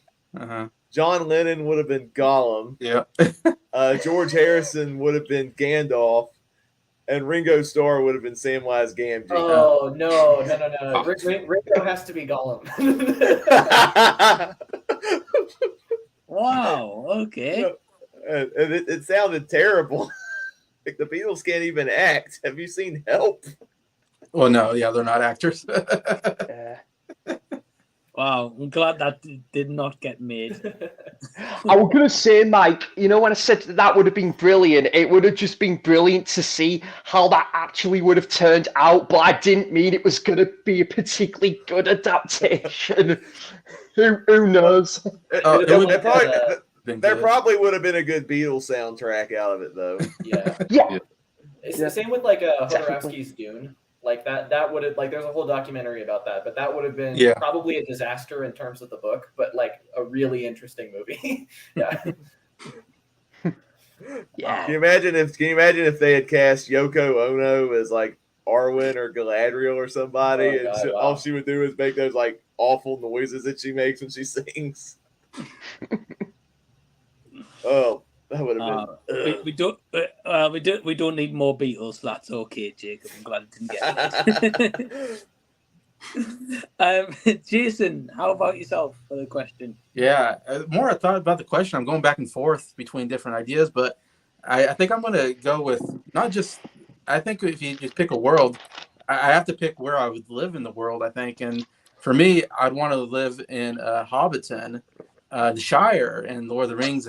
Live in one of those homes and live in a small community because I come from a small town, and that looks so great. Just you get to be in a small town. You do some farming, then you drink at the pub with your friends, and like, man, that sounds like a really good life. And you just the rest of the world's away from you. You don't worry about politics and what's going on in the world. You just live in your little community.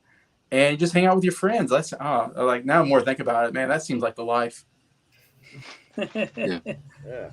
That's a good pick, Jason. To be honest, I was going to say like Harry Potter, London, Jacob. It's nothing special if you live here. To be honest,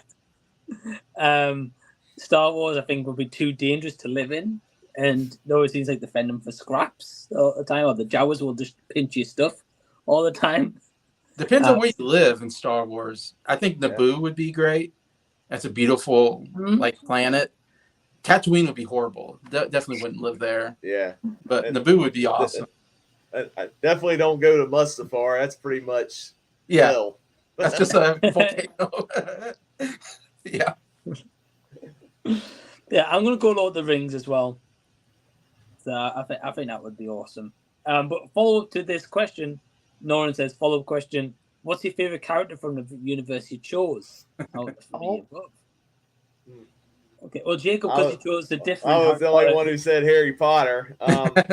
Oh, that's hard because there's so many characters I love in those movies.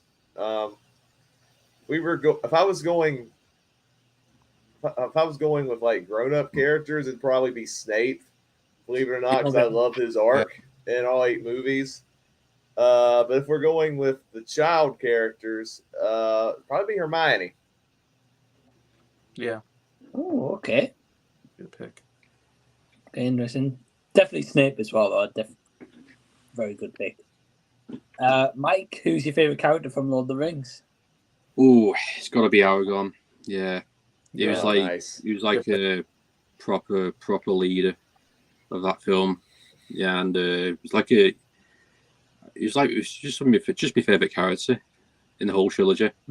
Yeah, like proper badass character. Yeah. Oh, great character. Yeah. Yeah. 100%, man. Yeah, well, good pick. Good pick. Sam? So Lord of the Rings, now in the books, actually, the book for Fellowship of the Ring, Mike, there was a character called Tom Bombadil, and he was awesome in the book.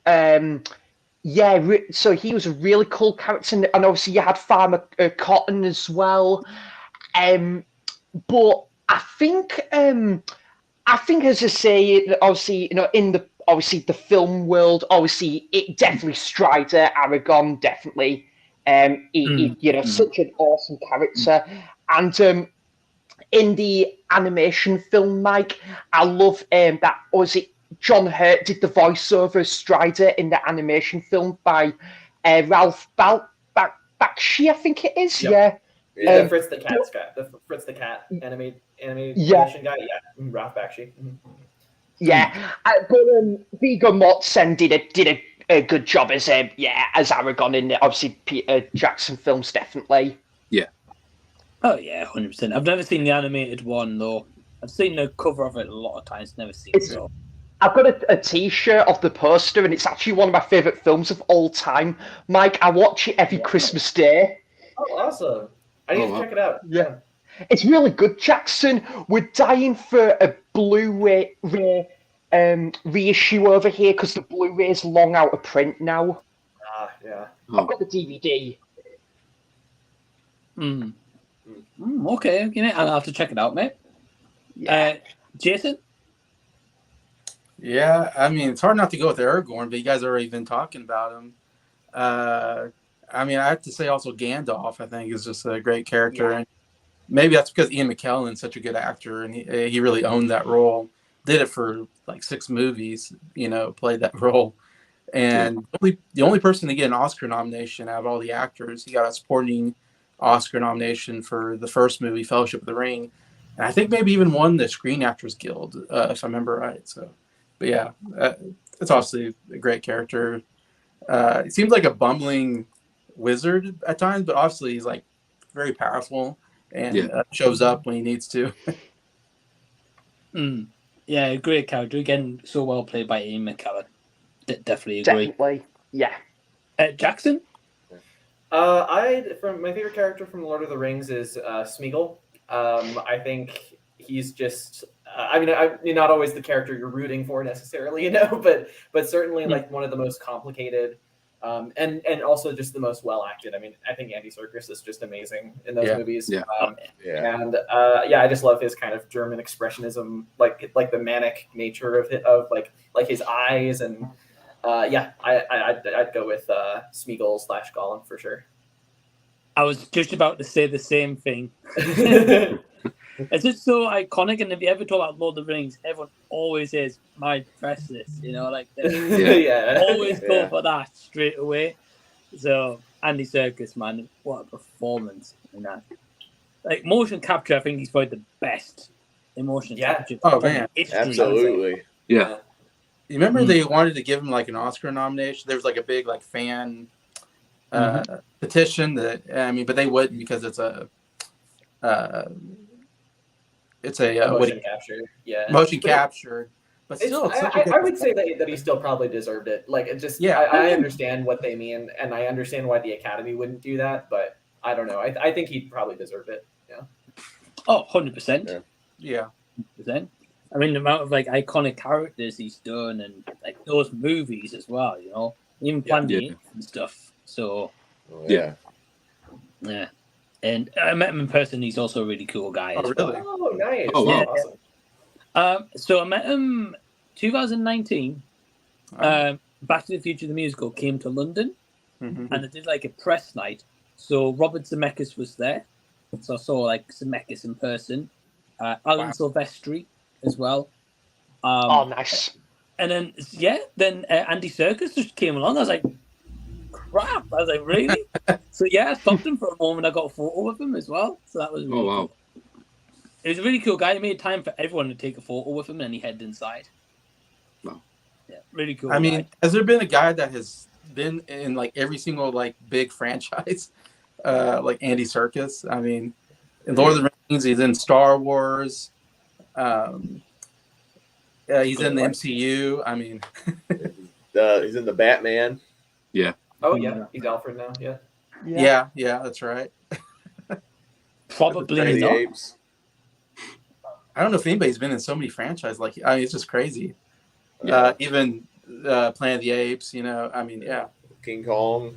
Yeah. And he's a director now. He made Venom 2. Yeah. Venom 2. Yeah. The only other actor I can think of that's done that many franchises is Samuel Jackson.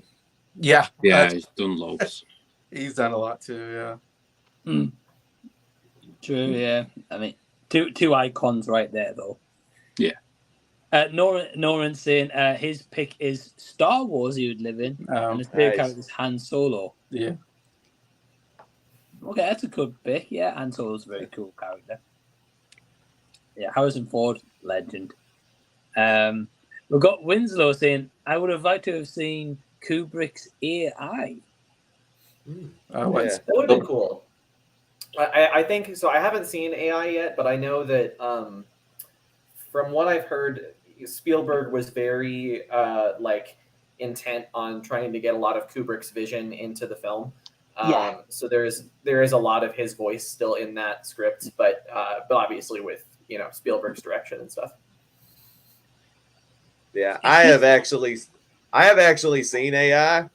I love the movie personally. I think it's Spielberg's most misunderstood film, and I think a lot of people didn't like it at first because they thought Steven Spielberg was trampling on Stanley Kubrick's vision. But if you look at it, he intended to fulfill what Kubrick wanted to tell while keeping his touch, and because of that, because I'm a big Spielberg guy, I saw it as a personal tribute to a dear friend because he and Kubrick were friends. And I respect the movie for that. It would have been interesting what Kubrick would have done. He might have made it a little too weird for my liking. I don't know. But it still would have been interesting how he would have done it if he had lived to direct it. But I'm glad that Spielberg finished it for him. When did the movie come out? The 2001, movie came out in 2001. Kubrick died in 99. Yep. Okay. The reason I ask is because I actually saw this movie in cinema, but I remember nothing about the movie. So I really need to watch it again. How old were you when this came out in 2001? You must have been. Were you a kid? I was 11. Yeah. Okay. 11 years old. So a long time ago, Jacob. I was in high school. Yeah. I was 6. Wow, you were 1? Yeah, I was 1. I'm 23. I feel ancient now. Oh, you feel ancient. Wow. Okay, but Jackson, you said you've seen AI, right? No, I haven't, but I've just heard a lot of pretty somewhat mixed, but for the most part, pretty good things about it. I kind of I like the idea of it being like Spielberg's tribute to his friend because they did have a really kind of cute little friendship. Like there's lots of interviews of Spielberg talking about meetings he had with Kubrick, especially after he saw The Shining, because Spielberg initially didn't like The Shining, and then he had a conversation with Kubrick about it that caused him to kind of think differently. And the more he went back to it, the more he kind of liked it. So their collaborations together were always really cool. Oh, okay. I didn't know that. Oh, that's interesting. Mike, have you seen AI? I've heard of it, but I've not seen it. Sorry, I've just not got around to it. I'll probably check out the trailer, see what I think. Sure. Yeah. Yeah, that's fair. Sam, have you seen this movie? I have, Mike, but I personally couldn't get on board with it. I don't know. I liked the idea of it, but I don't know. There was just something about that film that just didn't gel with me. Saying that was 10 years ago when I last watched it, so with fresh eyes, I might come to like that film. I remember there being some sort of teddy bear in that film, weirdly enough. Yeah. Yeah. But it was all right. It's fine for what it was. The teddy bear is one of the best characters in the movie. I think I'd agree from what I remember. And it was the same actor from The Sixth Sense, wasn't it? Haley Joel Osment. Yes. Yeah. He was the coming right off the AI. Sense. Yeah. Was his name Joel Osment? Was it? Yeah, that's it. Haley Joel Osment. Haley Joel Osment. Yeah. Yeah, he was huge after Sixth Sense because he got nominated for an Oscar, and I think that was around 99, maybe. Yeah. Sixth Sense, it was late 90s. 99. Yeah. And then he didn't really do anything. I mean, he did AI and he did some other stuff, and the Lions. What's that? Lions. Secondhand Lions. Secondhand Lions. And then as soon as he became a teenager, he just disappeared, kind of. But he kind of the it thing for just a small moment. Yeah. Have you seen the Sixth Sense, Mike? No, but of course I know the twist in the movie. Really, yeah. Yeah. Well, you don't need to. Right. I knew the twist before I saw it, but really good movie, mate. I would definitely recommend that one, Mike. Yeah. Oh yeah, it's on the list.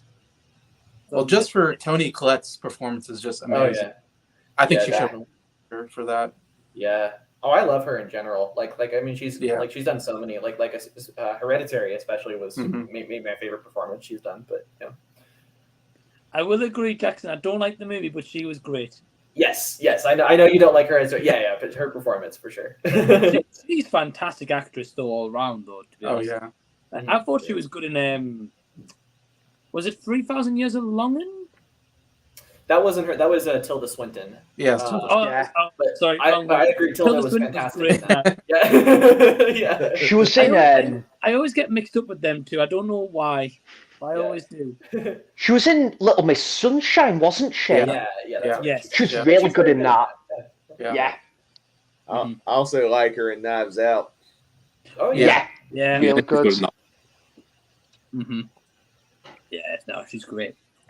We've got Winslow saying Cary Grant or Jimmy Stewart. Man, Steve, two great question. actors. Those are both great actors. Those are two I great. know oh Okay. man. I know who my pick is of the two. But I'll have to look on my laptop, so you I was guys like- take it away. You have to look him up. Oh no. Jimmy Stewart for me. Jimmy Stewart. Okay. I like Cary Grant just fine. He's a good actor, but I think I tend to get more out of what Jimmy Stewart provided as an actor. He always provides a lot of comfort characters, like Mr. Smith and Mr. Smith Goes to Washington. It's a Wonderful Life is one of my favorite movies of all time, and he's excellent in that movie. And even when he played more kind of flawed characters, he would have a touch of charm in his performance that I'm really captivated by, like some of the Hitchcock movies he was in, like Rear Window and Vertigo. He was just as good in those movies as he was playing kind of like your easy to root for, lovable characters. Cary Grant's pretty good too, but Jimmy Stewart would be my pick. To me, he was like the Tom Hanks of the golden age of Hollywood. Okay. Good pick, Jacob. I know who he is. I'll save my thoughts. Mike? I'm not familiar with them two. Sorry, no, I'm not. So Yeah. Fair enough, man. Fair enough. I've had to look them both up, to be honest. So yeah, fair enough. I mean, you have to watch 1940s, 1950s era movies. Yeah. Right. And even into the 60s as well. Yeah, even to the 60s. Yeah. That's fair. Sam? James Stewart, mate, absolutely. He's one of my absolute favourite actors. He's just been in some absolute cracking movies. Obviously, I think Vertigo and Rear Window would be my top two. But I also absolutely love It's a Wonderful Life. Shop Around the Corner is another great one. Harvey. He's absolutely brilliant actor. He was, and and there's a lot more films out there I still haven't seen with him in. But yeah, I need to check out more of Cary Grant's work. Shockingly, I've never seen North by Northwest, but I did really like Suspicion with him, and was it Joan Fontaine? I think it was. Yeah. That's a really good movie, Mike, and that was Alfred Hitchcock who directed that as well. Okay. Yeah. Okay. I would say, if I had to say with Cary Grant, my favorite performance, this is a movie not too many people have seen. People do mistake it for a Hitchcock movie. Hitchcock didn't direct it. It's called Charade, which he starred in with Audrey Hepburn. Yeah, I've heard of that. That is a fantastic movie. I need to watch that, mate, because it's on the Criterion Collection, that one as well. Yeah, I have the Criterion of that. Oh, you did? Wow. Wow. Okay. Some interesting choices. Jackson.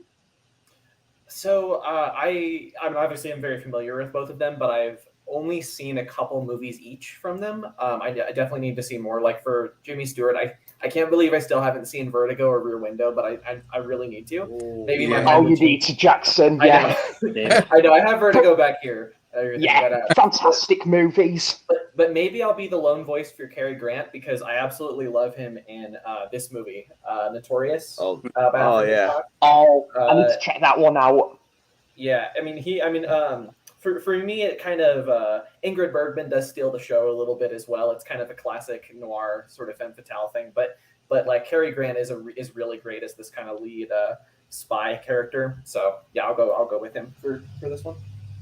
Oh man, nice. I've never heard of that one before, to be honest. Yeah, it's one of Hitchcock's. I want to say he did it in the 50s or maybe late 40s, early 50s, somewhere around there. It was in the late 40s. Late 40s. Yeah, thank you. Yeah. Okay, and like you, Jackson, I've never seen Vertigo or Rear Window either, so I've heard great things about both of them though. Sadly, I missed them at Tyneside, Mike. I would have loved to see them at the cinema. On the big screen, it would have been cool. There was a re-release one time. I got to see Rear Window on the big screen, and it was pretty cool. Yeah, it's certainly an experience. Get to see like an older movie like that on the big screen, though. Yeah. Jason, who do you prefer of the two? Yeah, I think I know what the answer is. I got Jimmy Stewart though. This is his biography here. Love Jimmy Stewart. He's one of my favorite actors of all time. Like Jacob said, so good at playing likable underdog characters, I'd say. Mark Elliott, who wrote this book, also wrote the biography for Cary Grant. That's pretty good as well. Both pretty good biographies, but I mean, It's a Wonderful Life, one of my favorite movies of all time. Yeah. Yeah. And he is great in that film. Yep. Mr. Smith Goes to Washington. Love that movie. Love that film. Yeah. And he's so good in both of them. But like I said, Rear Window is great when he does some of this Hitchcock stuff. But love stuff like Little Shop Around the Corner. Very good, you know. Fantastic, yeah. Yeah, so much good stuff around that period, especially with those 40s, because he had a period where he was gone because of the war, and then he comes back and starts making more movies. But that late 30s, early 40s, of course, the movie with both Cary Grant and Jimmy Stewart in it came out in the Philadelphia Story. That's the Philadelphia Story, yeah. And they're both in it, and they're both great. And Jimmy Stewart won the Oscar for that role in the Philadelphia Story. Cary Grant's very good. Like you said, I like some of his comedies from the 30s period, like Bringing Up Baby is a really good comedy with Katharine Hepburn. That's on Criterion. I know. His Girl Friday is a real good one. I know you watch that, Jacob. Yeah, I've seen that. Yeah, that's a good movie. One. That's a good comedy with him in it. There's one called Mr. Blanding's Build His Dream House. Is a really good comedy. Cool. Okay. But yeah. Yeah, it's awesome. They also say they got both biographies by both of them. That's really cool. I was going to quickly, sorry, Mike, I was just going to quickly say, I thought of another excellent film, both Hitchcock and James Stewart, a film called Rope.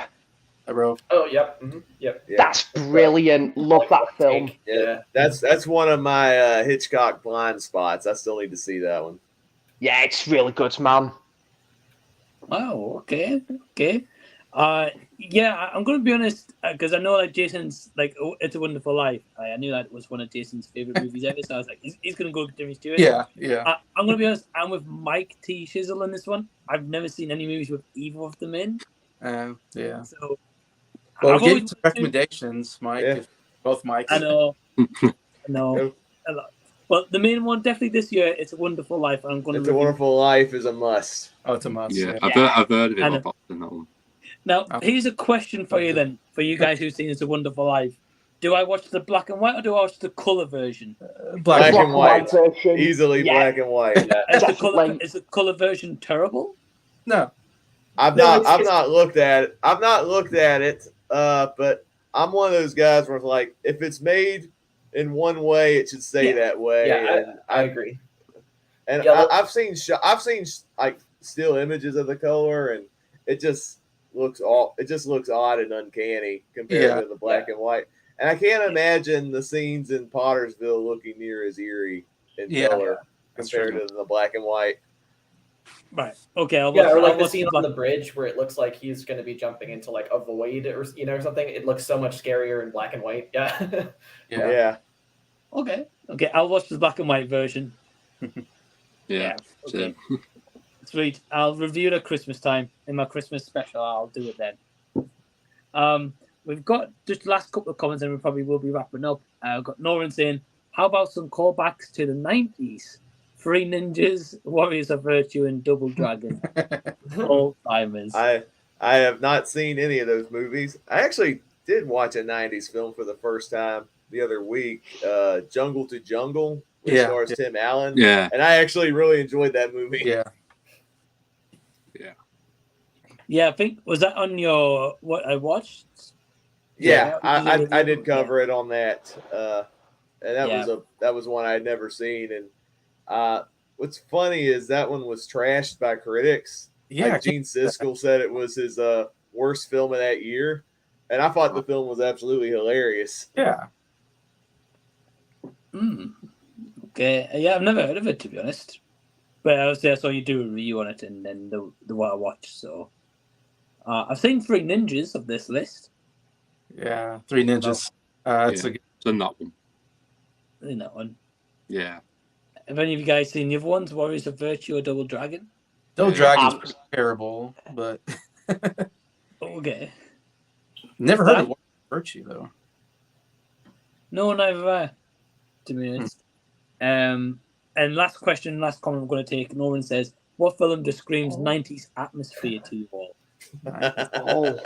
90s atmosphere. Wow, that's a good question. That's a good one. I love this movie so much. It's the one I've still not seen, Jackson. Oh. I know. It's like looking in the mirror, only not. I also like the Hallelujah. Yeah. Hallelujah.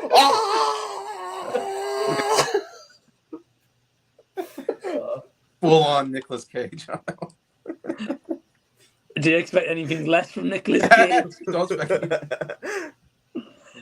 wow. Okay. Well, that's Jackson. An interesting choice. Again, a movie I definitely do want to see, though. Yeah, I think you probably like it a lot. It's that movie and The Rock. That's the ones I want to watch. That's a good one. And then maybe throw in Con Air for his whole 90s action. I love Con Air. Yeah. Con Air. Oh, Con Air. Yeah, Con Air. Say Wayne's World. It's got. Oh yeah, that's a good one. It's good. Love it. Really get a lot of the '90s references and culture and the way they dress. You know, the way we dressed in the '90s. It kind of captures that pretty good. Yeah, that's a good one. My pick would be, first one off the top of my head is Space Jam. That is literally the most 90s thing I think I've seen. The soundtrack, the cameos, Michael Jordan. It's kind of a cringy movie, but it's a fun little time capsule, though. Yeah, yeah. Oh, it's definitely a fun movie. Yeah. No, good choice, Jacob. Jason, I've never seen Wayne's World movies, man. I know. I'm probably gonna get a lot of flack. Sam. Oh, it's a tough question. It's a really good question, though. I'm trying to think like what films I could, associate with the 90s that came out that decade. It's right. I probably off the bat, one that does spring to mind because it does say it was set in 1992 in Los Angeles would be The Big Lebowski. I absolutely adore that film and can't praise it enough. And I probably would go with something like maybe Speed with Keanu Reeves or something like that. Because I would definitely associate that with the 90s. And I'm going to have to go with one of my favourite films ever, Mike, and that's Falling Down. Okay, yeah. Oh, no. Yeah, I can see that. Yeah. Yeah. I'm sure that is that Michael Douglas? Yeah. Yes. That's It the is. one, yeah, I thought it was, yeah. Well, he's got he's got like a buzz cut kind of thing. Yeah. In that movie, right? Yeah, okay, yes, I know the movie you're talking about. I've not seen it, but I know what you're talking about. Oh, I love it. It's in my top 20 films of all time, Mike. I just, yeah, it's just brilliant. I'm sure there'll be a couple of the films that come to mind that I would associate with like the 90s, but I think I'll just go with them for now. Yeah. I think 10 Things I Hate About You kind of captures the 90s Ooh, yeah. pretty good. Yeah, I was about to say Clueless. Clueless. Yeah, Clueless. Yeah. Definitely Clueless. I've got one, Mike. I probably would go with a couple of the Jim Carrey films, actually. Like, you've got Ace Ventura, The Mask as well. I probably would go with them. But my second favourite Jim Carrey film came out that decade, and that was The Truman Show. Yeah. It's a good one. It's a fantastic movie. Yeah. I actually love it, mate. Yeah. I kind of want to rewatch it, but then I'm kind of like, I want more of the ending. I want to see. I can't spoil. I'm not going to spoil for anyone who's not seen The Truman Show.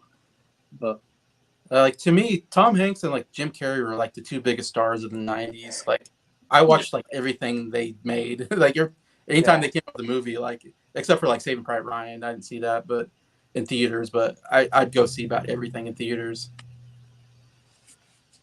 They were huge at that point, Jason. Yeah, I think both my favourite Tom Hanks films came out in the 90s as well, Mike. Probably Forrest Gump and Saving Private Ryan, I would say. Mm-hmm. Yeah. A lot of good movies in the 80s and 90s. Yeah, Tom Hanks especially had a great run in the 90s. Forrest Gump, Toy Story, Apollo 13. Philadelphia. League of Their Own. Philadelphia is a great one. You Got Mail. That was 2000. 2000, yeah. Saving Private Ryan's another good one. When was Catch Me If You Can? Because that's probably my favorite thing he's been in. I think that's 2002, yeah. 2002, yeah, so right around there. Yeah. Great movie, Jackson. Yeah, it is a really good one. Got it in the collection. Oh yeah, I remember seeing that video you did where you added that one. Yep. Mm-hmm. Yeah. I still haven't rewatched it yet, but it's there. Mike, how about yourself for this movie that screams 90s? Yeah, it's an odd question, but there's so many in the 90s. That's why I love. Got I'd say one of my favourites, 12 Things. Oh yeah, that's so fun.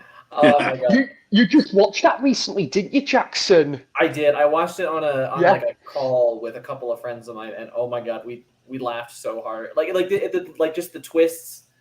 I don't want to spoil it for anybody who hasn't seen it, but I've not seen it. Incredible. I've never heard of it. I haven't seen it, but I know about it. Yeah, there's you got like Wild Things, Speed, what Sam said before. And yeah, there's so many I like Lethal Weapon as well. There was 3 and 4. Yeah, 3 and 4 that was out in that year. So yeah, there's so many. Yeah, Bullock was like the queen of the 90s to me. It was Speed and what's it called? All these rom-coms she did. I mean, were huge. While you was one. I would definitely say one for me is probably 10 Things I Hate About You, though. Oh yeah, Jason. I was like that for me. I was yeah. Or like, sure. I don't know if it was 90s, but like TV was like Saved by the Bell, for example. I'd be like, that's that kind of style for me. Oh yeah, another good show that screams 90s. Since you brought that up, Buffy the Vampire Slayer. Just some of the outfits that the characters were wearing, especially in like the first half of the show when they're in the 90s. I'm like, yeah, this definitely came out in the 90s. Yeah. I said that was a good one as well. Faculty. Yeah. Oh, cool. Yeah. I was gonna. Sorry, Mike. Yeah. I was going to quickly say, I was thinking of like a couple more Tom Hanks movies, and I would have to go with Sleepless in Seattle. Yeah, that's and right. You've Got Mail. I love that movie. I think You've Got Mail's so underrated. Yeah, You've Got Mail is actually a remake of a Jimmy Stewart film we talked about, The Shop Around the Corner. That's right. Yeah. I think I've seen You've Got Mail, or I've seen parts of it. I've definitely seen the ending, so I know the kind of end reveal there. But yeah, man, some good movies done, some great suggestions for you guys. Definitely some there that's on my list I want to watch. Especially Speed. I'm dying to watch Speed. Great film. Speed 2 for that matter. I really want to. Pete is a really big fan of Speed 2. I know from the streams. He's kind of the sole defender. I think if I'm not mistaken, I think Roger Ebert also likes Speed 2. Oh, really? I think so. Yeah. Oh, wow. Okay. And the last comment we got is from Epic-tastic Joshua. So, hey, man, he says, want to stop by, say hi, even though I'm assuming he says, even though I'm live on my channel. Oh, yeah. I'm love on my own. I'm love on my channel. Love, okay. I'm in love on my channel. Hey, passionate guy. So, hey, thanks, Josh, for tuning in. So, first, I just want to say thank you to everyone who's been watching live or after the fact. And thank you to all my guests as well. This hour, of course, Jacob, Mike T. Shizzle, Sam, Jason, and Jackson. All links to the guys' Instagrams and YouTube channels are down below, so definitely go subscribe to them. Just very quickly before we go, Jackson, what have you got coming up on your channel? Yeah, so the next thing I have that's like I for sure want to do this pretty soon is I want to do a Christopher Nolan rank now that I've Oppenheimer's out. Most people have gotten a chance to see it because I have seen all his films, so it would be a nice director to kind of tick off the list. Oh man, I'm looking forward to that ranking. Absolutely. Yeah, thank you. I'll be checking out. One film I'm dying to see of his is Insomnia. I've not seen it. I think haven't either. I think Insomnia is crazy underrated. Like it's it used to be in like my top like 3-ish for Nolan, but it's moved down the list a little bit, but I still really like it, and there's a couple of really good performances in it. Oh yeah, Robin Williams especially is great in that movie. He's so. I would say, Insomnia and The Prestige are his two most underrated films. Definitely The Prestige, very underrated. Yeah. I think. Yeah. Jackson, have you seen the original Norwegian version of Insomnia? No, that was one thing that like when I was contemplating doing a Nolan rank a while back was like I want to watch that one just to like compare it, but I haven't gotten around to it yet. Have you seen it? I haven't, but I'm dying to check it out. But because I haven't seen the Nolan remake, but I'm probably going to check out the original. I think it's either Swedish or Norwegian version before checking out the Nolan version. Definitely, I think it's Norwegian. I want to say, but yeah. Oh, yeah. Okay. Win goes out and he says Insomnia is a great cure for insomnia. Not bad, just found it a bit bland and forgetful. Yeah, I could see. I mean, it is very straightforward for Nolan. I mean, there's not lots of his time bendy stuff in it. I mean, the main thing that I do like though that the thing that he does with time in it is the setting, because it's set up in Alaska during the summer where it's constantly daylight, and this character is like disoriented by that pretty much, and so he can't sleep. So it's a cool premise, and I just think it's really solidly done. But yeah. I'm looking forward to watching it though. I've heard great things about it. So yeah, and I love Robin Williams, so I'm sold. Yeah. Jason, I know you were saying before, like when you were previously on about like doing your rankings with the Beatles, of course, and you got a live stream coming up. So when do you think that will be? Wednesday is what I'm shooting for. Wednesday. Okay, cool. Well, the link down below is to Jason's channel as well. So if you click that, press the notification bell, you get a reminder of when he is going to go live as well. So definitely check it out. Check out Jackson's channel, links down below. Jacob, what have you got coming up? Coming up, if you're new to my channel, what I've been doing since going to school, I've been doing the What I've Watched live streams, and then I'll re-edit the streams and upload all the stuff I've reviewed as separate videos. And so I'll be starting to do a couple of them in this week. I haven't decided which ones yet because I got 10 I can choose from. But another thing I got coming up, I got a live stream where I'll be doing reacting to hot takes this coming Thursday with Henry Mockingbird. We're going to be reacting to a hot take on the Smurfs movie, the infamous Smurfs movie from 2011 that nobody likes. Somebody did a positive review of it that we're going to react to. Okay. And it's I think it's going to be kind of a wild one, because if you saw our reaction to the negative review of The Lion King, it can get pretty unpredictable. Oh, awesome, man. Well, that's over on Jacob's channel. I have seen bits and pieces of that one, Jacob, and the one he did previous to that. Yeah, I also did one with on Glass Onion. Glass Onion. Yeah. Did the critical drinkers negative review of Glass Onion. Well, as you check that was not a fun experience, by the way. I'm not a critical drinker fan. Yeah. I've never watched the channel. Yeah.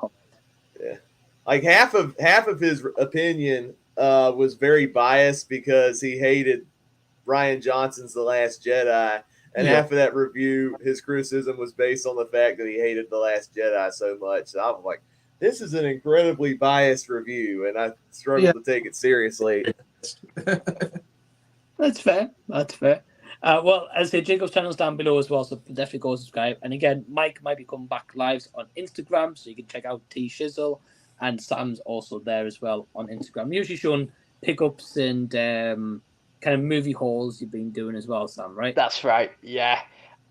I would like to go back to maybe doing a few more reviews. I'm yet to review the newer Planet of the Apes trilogy, as I've reviewed all the original 5 films.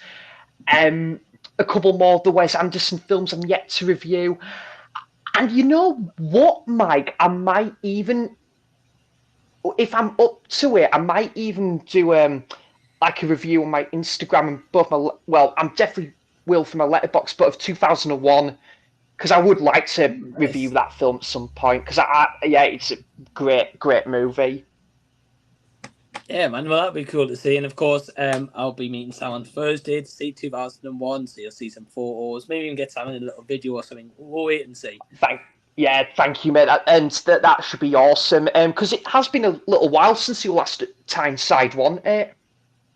Yeah, last time I saw you was for The Flash when we went to go see that. So. Oh. I was saying, Mike, but wasn't it? Yeah, and that was great. Obviously, when I met you back in June, fantastic. But it was a little while since you've last been to Tyneside as well, wasn't it? I think October last year. Yeah. It's been a while. So it could be interesting. But again, thank you guys for watching. Awesome. Live after the fact. Thank you guys for joining me for this hour, and we will see you next time. See you, everyone. Thank you. Take care, guys.